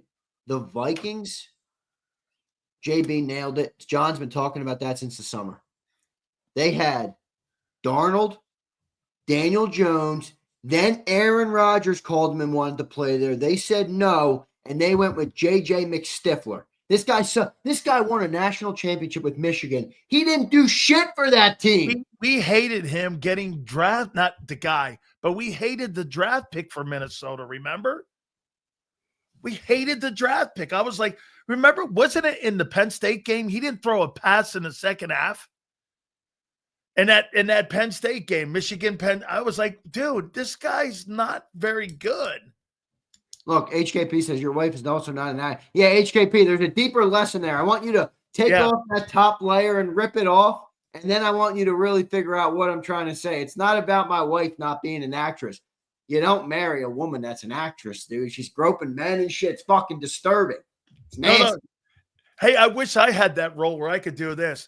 Hey, honey, I'm just an actor. I was just right. Yeah, I'm groping. I'm just playing a role. What the fuck? Hey, get this. You're sitting in a movie theater eating popcorn with your old lady, and she's up there like having sex on film, and she goes, it's only the movies. I'd be like, yeah, well, guess what? This is our last piece of popcorn. Yeah, you finish the popcorn, bitch. I'm out of here. Finish your popcorn. I'm out of here, man. Yeah, right. Hey, I think the Bucks are frauds. Yeah. I don't think it's as simple as they're frauds. I think everything caught up to them. They got so many injuries. They've had a rotation at the offensive line all year. They got rotations at the quarterbacks or at the wide receivers, all year. I mean, a lot of their wins earlier in the year were basically Baker magic late in games. I think their luck ran out a little bit. I mean, I don't like the word fraud because I think fraud is more for teams that get talked up like they got this elite roster and everything. I don't really think that's the Bucs. I think they've made the most of a lot of their situations, but the NFL is in the way. You know what I mean? They got all these injuries. Baker's running out of some of that, that luck that he had, and I don't think they're gonna. I don't think they I'm have a good gonna give outcome. you a guy next year for you to go after and put at corner. If somebody can do me a favor and look, Sills doesn't acknowledge injuries. I do it. Injuries, welcome to the NFL. Hey, if somebody will do this, who's leading the NFL in interceptions? I think, if I'm not mistaken, let me look this up. But before I say this, not Geno Smith. I feel like that dude throws. No. I'm talking as a DB. Oh. Who's leading the NFL in INTs? I'll look it up. I think it's Kevin Byard, if I'm not mistaken. It is Kevin Byard. Okay, it's Kevin Byard. Kevin Byard and Tremaine Edmonds, both Chicago guys. Okay. You know And who's Devin Lloyd, somebody you wanted the Eagles to draft. exactly. I love that guy. By the way, you see that guy down there, Jamel Yeah, Dean? Jamal Dean, Tampa. Okay, let me tell you why he'd be great on your football team next year. They made him take an $8.5 million pay cut. Okay. And what they're doing with Jason Light, listen to this. I had Ian Beckles on. Remember him? Ian Beckles. He does like a lot of pre and post game stuff. The business of the NFL is this. They're putting that kid Benjamin Morrison in from Notre Dame. Notre Dame kid. Yep. Getting fucking torched. Is he? I thought he was good coming out, but Dude, he had those injuries. He was getting torched by Drake May. And they're putting him in and taking him out and rotating him. Dude, Jamel Dean's having a Pro Bowl season. He's going to make the Pro Bowl. That's how good he is. But they're rotating him because you know why? The business of the NFL is getting in the way. They want to get him reps. I'm like, this ain't preseason ball. Yeah. You got to win these fucking games, dude. I got to tell you, even though Carolina and Atlanta lost, dude, I think the Bucs in a couple weeks are going to be 6-5. Not a great offseason for Jason Light. I mean, I don't No, think it's and not a good trading deadline either. No. Well, look, I like Jalen Phillips, but I will say we do have to, like, you got to let this play out here because Howie has not had great trade deadline moves. All right. He hasn't. He's had some, but like not a great track record. So let's see. I do think Phillips can be. Actually, I can't think of one. Yeah, I have to look up. Like I saw somebody put out the all the list. Oh no, Adamik Sue and Linville Joseph. Yeah, but they weren't. They were trades. free agent. They were free agent signings. signs. They weren't trades. You're right. Yeah, they were. You're right. Those were free agents. Yeah, those were guys that were, I remember Kevin Byard was one of them, wasn't he? Quinn, Robert Quinn. His deal with Tennessee. Yeah, I mean, 23 they traded for Byard. 2023 they traded. That was a little earlier. They traded for Contavious Street. Kerry Vincent in 21. They traded Zach Ertz at near the deadline. Who's that kid from Chicago? They did. Yeah, that was Kevin Byard. No. That was Quinn. Robert Quinn. That was Quinn. Robert Quinn. Remember, he had like a bunch of sacks the year prior. He had like 15 sacks the year before. Yeah, Prince, you're right. Kevin Byard was fine. It was the coaching that year that sucked. But yeah, I agree with you. Kevin Byard's playing great. Is that Kevin Byard leading the NFL? Yeah, he's with Chicago now. He's playing well. Would you make a guard? By the way, your conversation with those two guys today was obnoxious. Sometimes reporters get so in their head about the organization being right about everything, or like, dude, we're playing fucking football, bro. I'm not trying to piece together an elementary school class for my kid to be in. I don't give a rat's ass if CJ was tough to deal. He wasn't that tough. We went to 2 fucking Super Bowls with the guy. How tough could he have been? Seriously, how tough could he have been? They were debating the facts. I mean, Two NFC championship games. He had 12 picks in 2 years with the team. I mean, dude. Okay, so he's a dick. So what? He played excellent yesterday. Like, he was all over Jackson Dart. I mean, he was mad. He was throwing that guy on. He clobbered him a couple plays. Then I think he had a forced fumble too in that game. I thought the Bears defense looked different with him out there too. They looked more aggressive, more physical. Yeah. That was a bad move. Yeah. Who has a bigger impact tonight? Jalen Phillips? Nolan Smith? I got Jalen Phillips. I think Jalen Phillips is a more complete player than people are letting on to believe. Like, I feel like people have talked about him like this guy cannot play except for rushing the passer. I don't think that's true. I think in Miami, it was a little bit of a different system and a little bit of a different defensive scheme there. If Vic asked that guy to play the run, I think he's going to be able to play the run. Now, we'll see. Maybe I'm proven wrong, but I think he's going to be fine against the run, and I think he's going to be a much better pass rusher than anybody we got, which is going to force Vic to keep him on the football field. I think Jalen Phillips is going to be the best edge rusher on this team in the second half of the year. BG have a role tonight?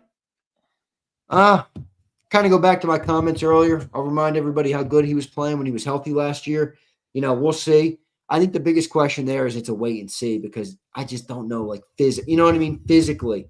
Like, he didn't start working out until October. You know what I mean? Like, he was on vacation mode, dude. This guy was, like, all over the city. He was doing ad reads. He was at Skinny Joey's cheesesteaks, eating cheesesteak. I mean, this guy was all over the place, how NFL ready is he? I don't know what that might be. Who will have the advantage tonight? Packers with Garry and Micah Parsons, or the Eagles with Mulata and Lane? There's your matchups. Yeah, Landon with Garry too. I got to go Eagles there. I got to go Eagles there because Lane Johnson's been really good against Micah Parsons. Now, it takes a lot. And if you listen, like, I do think a lot of people, they fall into the trap of like, oh, Mike is not that good because Lane shut him down. Listen to Lane Johnson talk about Micah Parsons, guys. He literally says it's one of the toughest games for the years for me every year. It's a fucking challenge. Now, I shut him out, and he has, but it's a tough test going up against Micah. So they have a better defensive line in Green Bay, or at least better edge rushers than I think they had in Dallas when Micah was there. I think it was Rashawn Gary. I know they had DeMarcus Lawrence and stuff, but they were better in the middle. I'm going to give the advantage out of the Eagles because of Lane Johnson. I think it's pretty close, though. I think it's very close. I think it's very close because honestly, you might give the nod to. I don't know if I would Rashawn Gary over Mailata if that's the lineup. I'll tell you what, if they line up Micah Parsons over Mailata, that's advantage Micah in my eyes. Or how about if they move Landon over to the center position if something goes sideways? I don't think they're doing that, though. I think right now it's going to be Toast as a starter, yeah. Okay, so you think – okay. I think that Lampkin thing might be more for, like, prepping for the future. You know what I mean? Finding what guys can do and where they're good so they're ready for if any more injuries pop up. All right, I'm going to ask you one more. Who has to play better in the second half of the season here? The O-line or D-line for the Eagles to get back to the NFC title game? O-line. We're a running team. We're a run-first team. You heard John talk about his conversation with Devontae Smith in the locker room on Saturday? John said, I kind of got Devontae. You know, he said, we know what our identity is. They're a running football team. That is what they do. They brought up to Devontae, you know, it's kind of the old trope of like there's one ball and there's a lot of talent. And then they were like, well, you kind of had that in Alabama. You still got the ball. And Devontae was basically like, well, we were a pass-first team then. We're a run-first team here. Again, so, you know, that's what they want to do. That's what this team's identity is. And if they don't get that going, then I don't think we're going to go the distance this year. Now, I feel optimistic that the offensive line will be good. I feel optimistic that Saquon Barkley will have a better second half of the year than he did first half of the year. But in my opinion, that's the most important thing in the second half here. Can I tell you why, lastly here, I'm a little I'm still suspect on the Eagles, and until this changes, your 27th and third down offense and your 27th and third down defense, until you guys can get off the field and not have 3 and outs and stay on the field, I think you're capable of losing to shitty teams and beating great teams. That is clearly the difference in your football team from a year ago, is how consistent you were on third down and how you kept everything. And I mean, look, how many times did you see your football team a year ago in third and long? Not many. You won first and second down so many times on both defense and offense. Everybody was third and long, and you were third and short. That's why the tush pushes were psychotic. You were fabulous last year at it. This year, you're terrible at it. Yeah, so I you know, it's funny you bring this up because one, I agree completely. Now, if you look at the trend, you know, they are getting a little bit better because you remember how slow they started out with the 3 and outs. They led the league for a couple weeks. They don't lead the league anymore, but you know, and this kind of brings me to my next thing where I agree with you on third down, but I think the positive view would be, well, they've been really successful in the red zone, right? And they've been super. Now, here's the problem. Here's the problem with the red zone stat, though. Okay, how many times do you get into the red zone? The Eagles are number 1 in efficiency in the red zone. They're 29th in the NFL in red zone trips per game. 2.5. Okay, they're down there with the Jets, the Titans, the Commanders, and the Raiders. 2.5 red zone trips per game. Now, if you look at efficiency, they're top of the league, 85%. But Green Bay, ready? Top 3 red zone percentage per game or trips per game. Number 1, LA Rams, 4.6 trips per game. Number 2, Indianapolis Colts, 4.4. Tied with Indianapolis, Green Bay, 4.4. You know what Green Bay's percentage in the red zone is this year? 70. So would you rather be 85% in the red zone with 2.5 trips? Yeah. Or would you rather be 70% with 4.5 trips? Yeah. So that's a topic that I think needs a little more nuance. But to your point, if the Eagles can be better on third down and keep a high rate in the red zone, that's when I think you're going to really start to, click on all cylinders offensively. But they got to get to that point. All right. Yeah. No, I didn't. That's a great. Where'd you get that from? That's a great. It's a statistical website that kind of does some of those deeper stats. Because I kept hearing this red zone thing, and I'm like, why are we 11? Like for 12, like 11 fucking red zone trips is like not that many, So I looked at the rate of red zone. I can send you the link for where it is. So I want to start using scoring attempts per game, and then you can look at the last three. You can look at the home, away, some of that stuff. Yeah. Okay, so Xander, tonight, 26 degrees. Participation, there's about a 15% shot of snow tonight. So you might have a little bit, but tonight you're going to have it's going to get into the 20s. Look at this. I just got I know. I think the weather's going to be a factor. This is why I love Philly fans, all right? For all the great people in the chat that know the great flexing and stepping, all right? I just received this to my cell phone. Flexing and stepping with a Philadelphia cream cheese on his head. Oh my God! Oh, fuck the cheese heads! Fuck the Packers! We're grating that cheese tonight, motherfuckers. Hey, do me a favor, Flexin. I want you to send that in here, but that was funny. I want Flexin to. I wanted to post that over on my X account at Dan Sileo Show. That's fucking great. Is he at the game? I don't think he's at the game. I think he's sitting in his house in Philly with a fucking block. Hey, you hear about their plane getting delayed? What's that? You hear about their plane getting delayed? Apparently a bunch of fans got their. No, plane. I'm talking the Eagles got their plane. Oh delayed. Yeah, yesterday. The Eagles got their plane delayed. I saw a bunch of fans at a flight from Philly got canceled. Not even delayed, canceled. Yeah. Wow. Yeah. Hey, dude. John really picked Green Bay tonight. Yeah, 24-20 Green Bay. Nah, man. They're going to have to prove it to me tonight.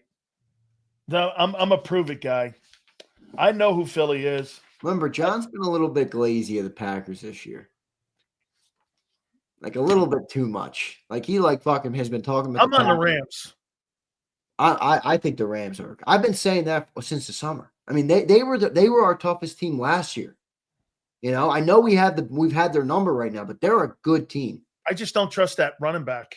And their defense is so improved in the last 2 years. It's crazy how much better that defense has gotten, man. With Jared Verse and Braden Fisk, Cam Kitch, all those guys, that defense is really good. Imagine if they had a guy like Christian McCaffrey on that team. That's what I think their deficiency is. I like Kyron Williams, but the guy puts the ball in the turf too much. You put a guy like Bijan Robinson back there on that team, like somebody like that can catch it and run the ball like that. Did SI pay John? Zio, SI has never paid to send John to a game. Every time John's ever been at a game, it's been me paying for it, which is fine. Yeah. But no, he's not there this week. Bro. SI doesn't send people. SI's lucky to still be in business. Yeah, they don't do a fucking shit. Their legacy, so the Eagles credential them. That's right, their legacy. Big Z, you are awesome. You were working your ass off all weekend. We had a big night, bro. Big pregame, big postgame tonight. It's a big one tonight, brother. What do you think the MVP is right now? Oh, real quick, wait, I got to show you something.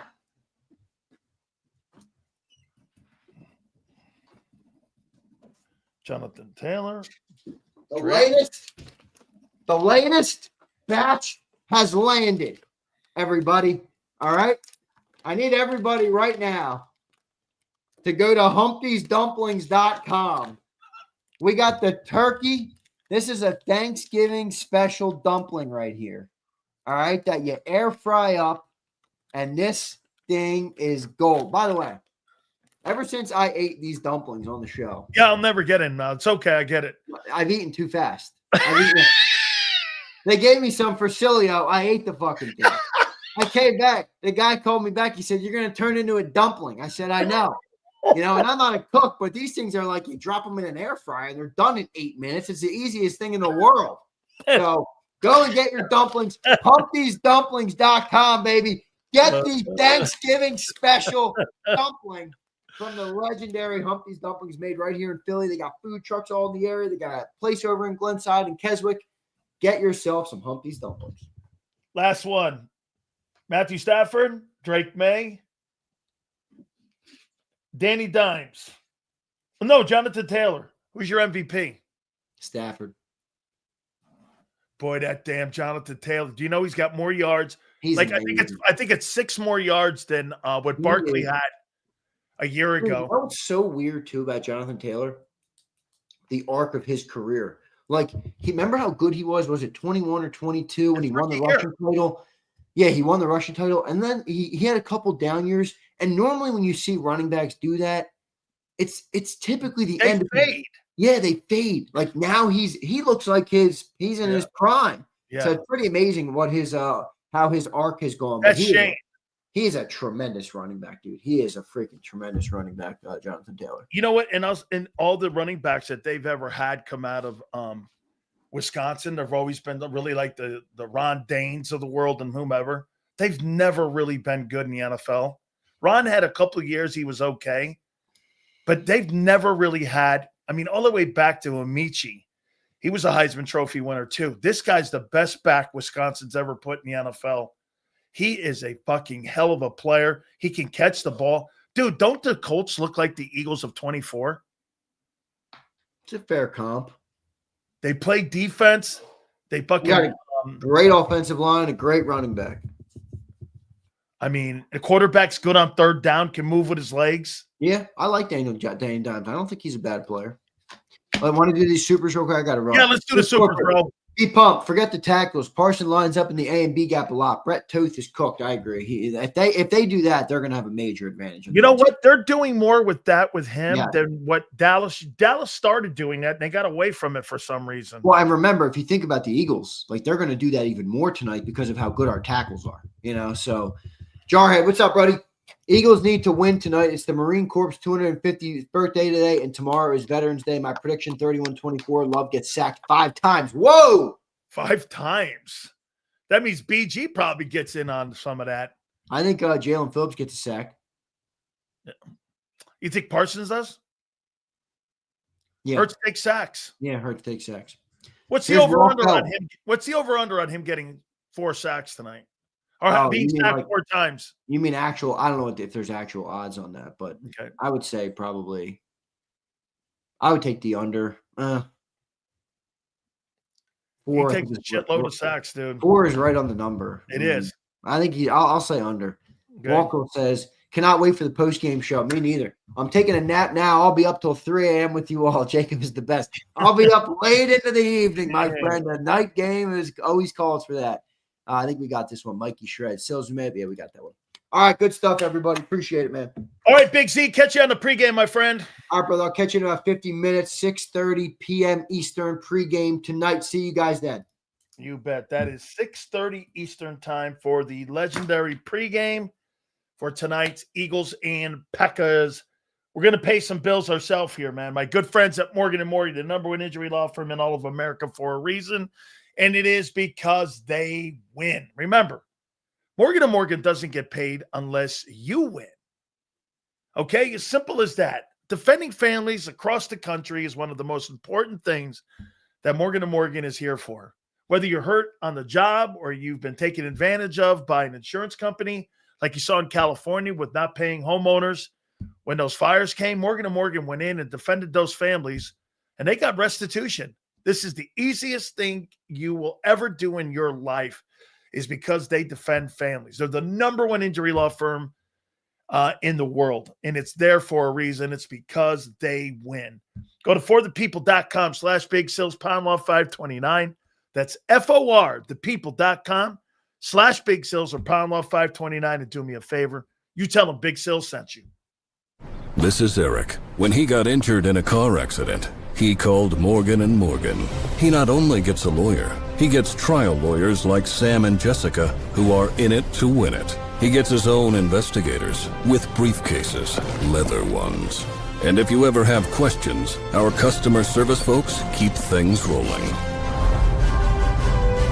Injured? We're your army. Morgan & Morgan, America's largest injury law firm.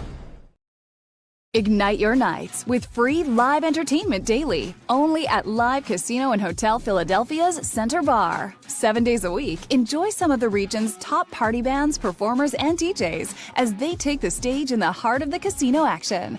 Great cocktails, live music, and lively moments. It's all happening at Center Bar at Live Casino and Hotel Philadelphia. Visit livecasinophilly.com for more details and the complete list of upcoming events. Must be 21 or older. Gambling problem? Call 1-800-GAMBLER. This is Eric. When he got injured in a car accident, he called Morgan & Morgan. He not only gets a lawyer, he gets trial lawyers like Sam and Jessica who are in it to win it. He gets his own investigators with briefcases, leather ones. And if you ever have questions, our customer service folks keep things rolling. Injured? We're your army. Morgan & Morgan, America's largest injury law firm. Welcome to the Jet Setters and the High Rollers, to the Shot Takers and the Tastemakers. Welcome to the Viewfinders, the Thrill Seekers, and the Night Owls. Welcome to everything you could possibly want on one 5-mile island. Welcome to the Wildwoods. Book your stay today. In our hometown, we all look out for each other. We go the extra mile to lend a helping hand. We step up to keep our communities going strong. And at Independence Blue Cross, we're here to keep you going strong. We've been deeply rooted in our communities for more than 85 years. And that connection to members has earned us our spot as the #1 health insurer in the region. So while you look out for your neighbors, know IBX is always looking out for you.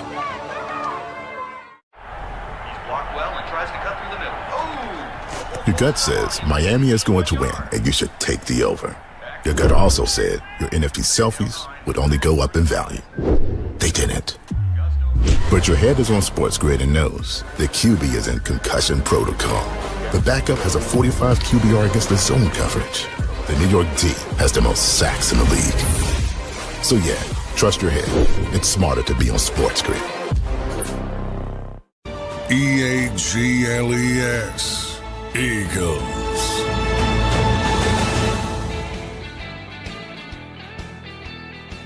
Big Sales National Football Show. Guys, do me a favor. Please hit the like button. You've been absolutely great. Don't forget, 6:30 Eastern time, we will have the pregame show tonight, getting you ready. Live from Lambeau Field. Eagles and Packers tonight. Real quick, 2 things before I get back into the Eagles here, getting you ready for tonight. Dude, Deion Sanders is bombing at Colorado.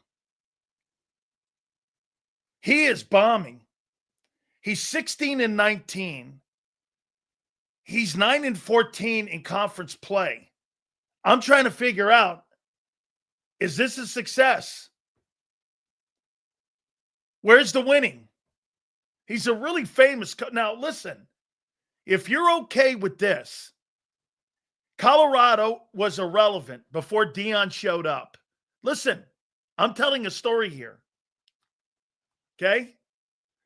And again, all the glazed donuts at Fox Sports, like Skip Bayless and Colin Cowherd telling me that guy was going to win a national championship within 3 years. I said it was a joke. Never happened. Now, he's brought great boosters, recognition. I think they're 3-7 on the season. Okay? I mean, if you're cool with that and him being a 7-8 win program every year, fantastic. Okay? No problem. But if you think that guy's going to win a fucking national title at Colorado, you're out of your mind. One of my most loyal people sending a $50 super.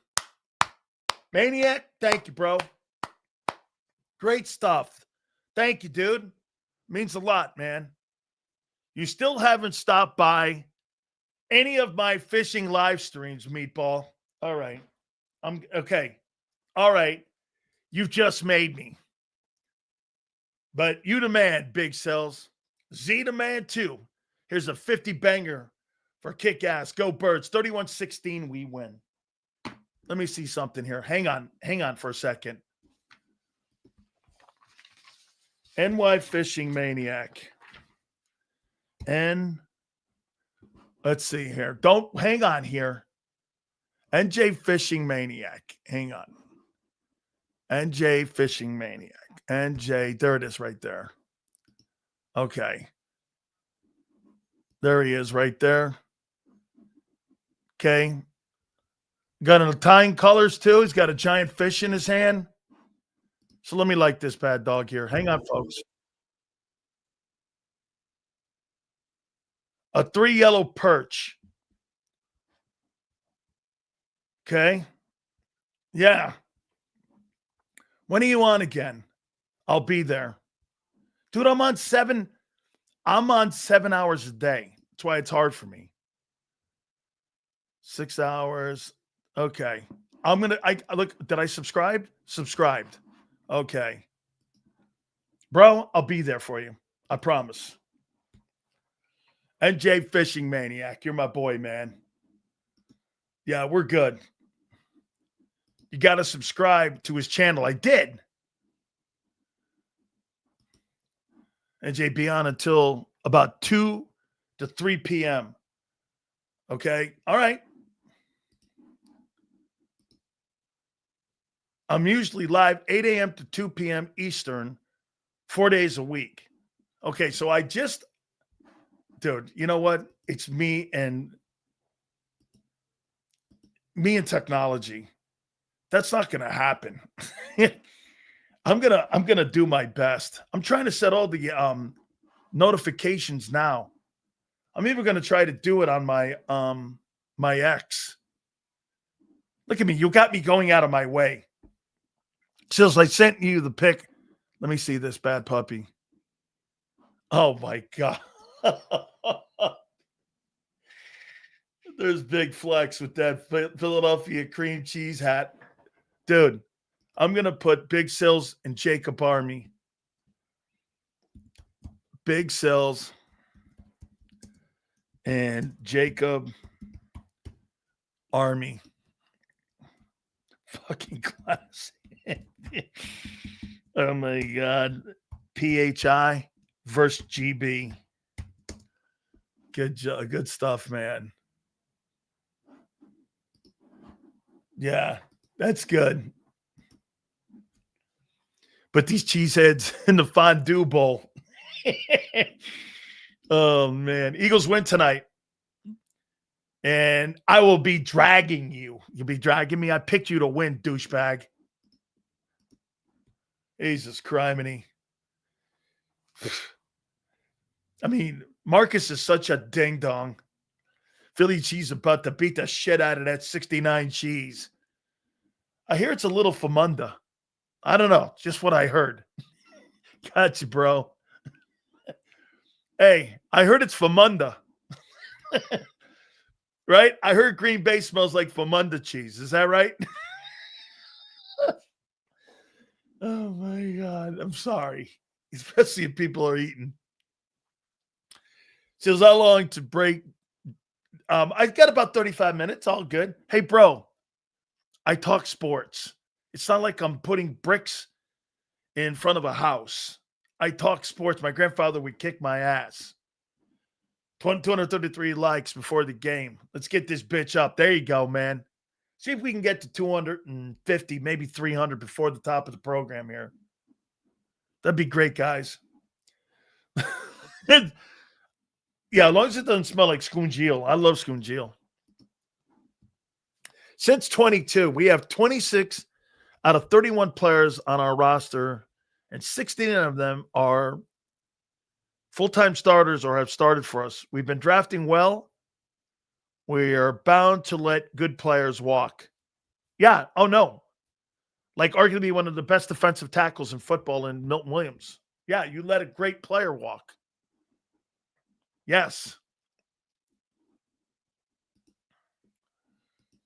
Hell, I hear you got a whole refrigerator full of all them. You're the ultimate dingleberry. Sills, get the six-pack Corona ready.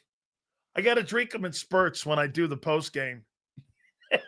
I can't go crazy. I got to kind of moderate, you know? Right?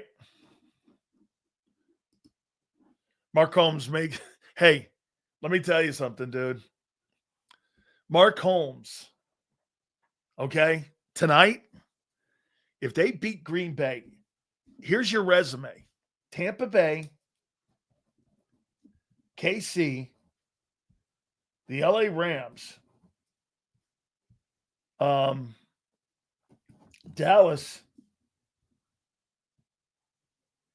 Green Bay if you win, and then if you get Detroit and you win all those, you could say how much the offense isn't looking here or there.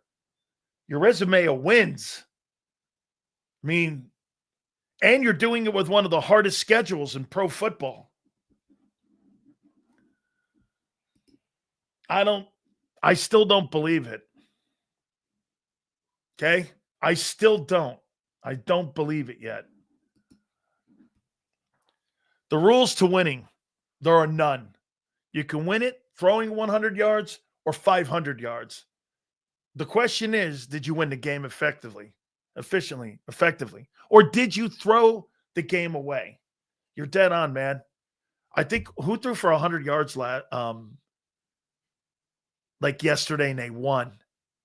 Was it Caleb Williams? Somebody threw for only 100 yards and they won the game. Was that the Colts?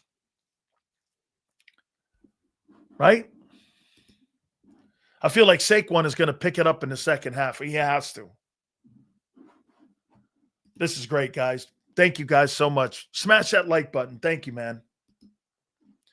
Feels like the first 10 games every year is hard for the Eagles. It does. Well, that's what happens when you win, though, dude. Sileo, will you be a believer by week 16 against the Bills right after that game? Well, the Bills are in the AFC, but you play. Dude, the Bills are going to make it to the playoffs.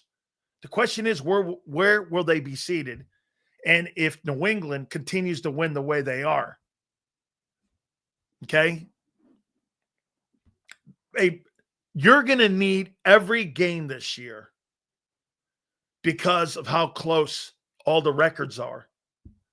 And like I said, when you count them up in the end, these wins against the Rams, the Bucks, if you win tonight against Green Bay, these games are going to matter. And I mean matter in seeding. I agree. I understand that. Thank you. I saw it too. Like I said, if he doesn't play well, they lose. If your boy plays poorly, they win. Allen's got to play great every fucking weekend. And if he doesn't, they can lose to the Dolphins. The Eagles aren't losing to the Dolphins if he throws 2 picks and throws for 100 yards. Okay? You could still win. You do win.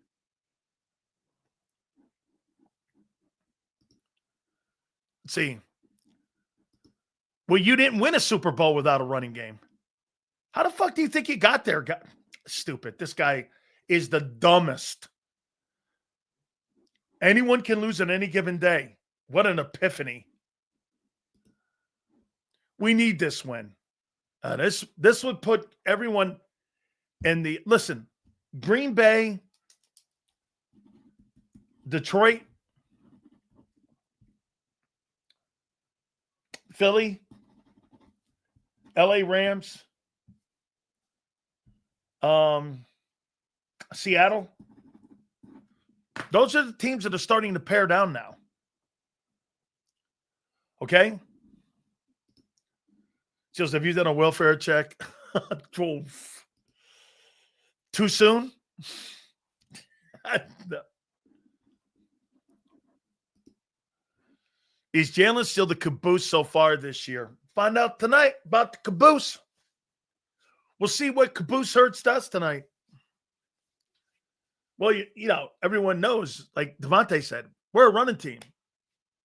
You're not a quarterback throwing team. Devontae said it. You're a running team. Your own wide receiver says you don't, and you're not a passing team. You are a running team. As a passer, he is a caboose. Devontae said it. We are a running team. Okay? Brady was a caboose to start off. They were a defensive team. Okay. Yes. All right, guys. Make sure you check out my friends, please, at Morgan & Morgan, the #1 injury law firm in all of America. If you've ever been hurt, I tell you this, guys, John Morgan and his family are some of the greatest people I've ever known. Ultima and him started this company over 25 years ago. It's family run. It's family driven. You will never regret signing up with Morgan & Morgan. And get this, they don't charge you unless you win these cases. They're the #1 injury law firm in all the world, not just America. Do me a favor. Go to forthepeople.com/big sales or pound law 529. That's forthepeople.com/big sales or pound law 529. Do me a favor. You tell them Big Sales sent you. This is Eric. When he got injured in a car accident, he called Morgan & Morgan. He not only gets a lawyer, he gets trial lawyers like Sam and Jessica who are in it to win it. He gets his own investigators with briefcases, leather ones. And if you ever have questions, our customer service folks keep things rolling. Injured? We're your army. Morgan & Morgan, America's largest injury law firm.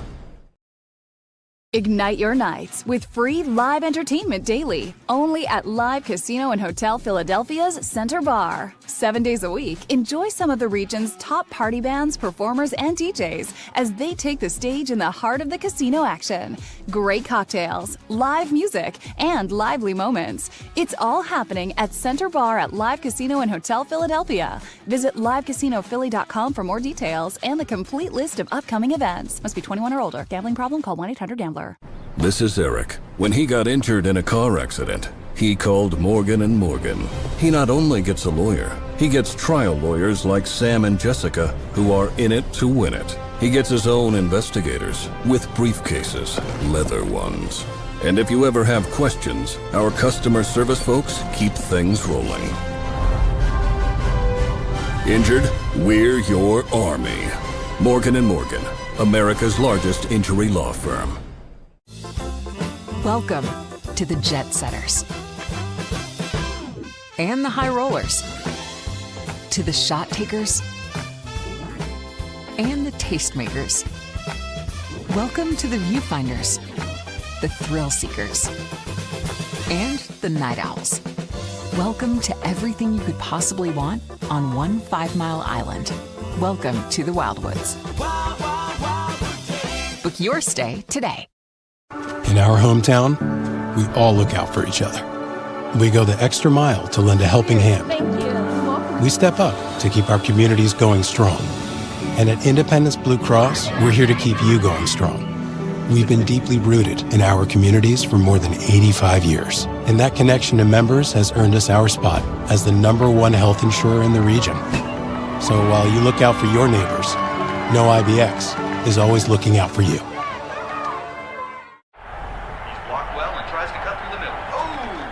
Your gut says Miami is going to win, and you should take the over. Your gut also said your NFT selfies would only go up in value. They didn't. But your head is on Sports Grid and knows the QB is in concussion protocol. The backup has a 45 QBR against the zone coverage. The New York D has the most sacks in the league. So yeah, trust your head. It's smarter to be on Sports Grid.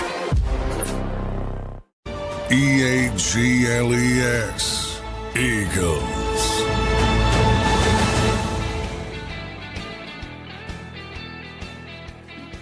Yeah, I got 28-14. Green Bay's got to prove it to me that they can win a game like this. So we shall see. I'll see you guys in a couple minutes. Pre-game shows at 6:30 Eastern time. Please hit the like button on the way out the door. Till the pregame or till tomorrow 2 to 6. I'll catch you on the flip side.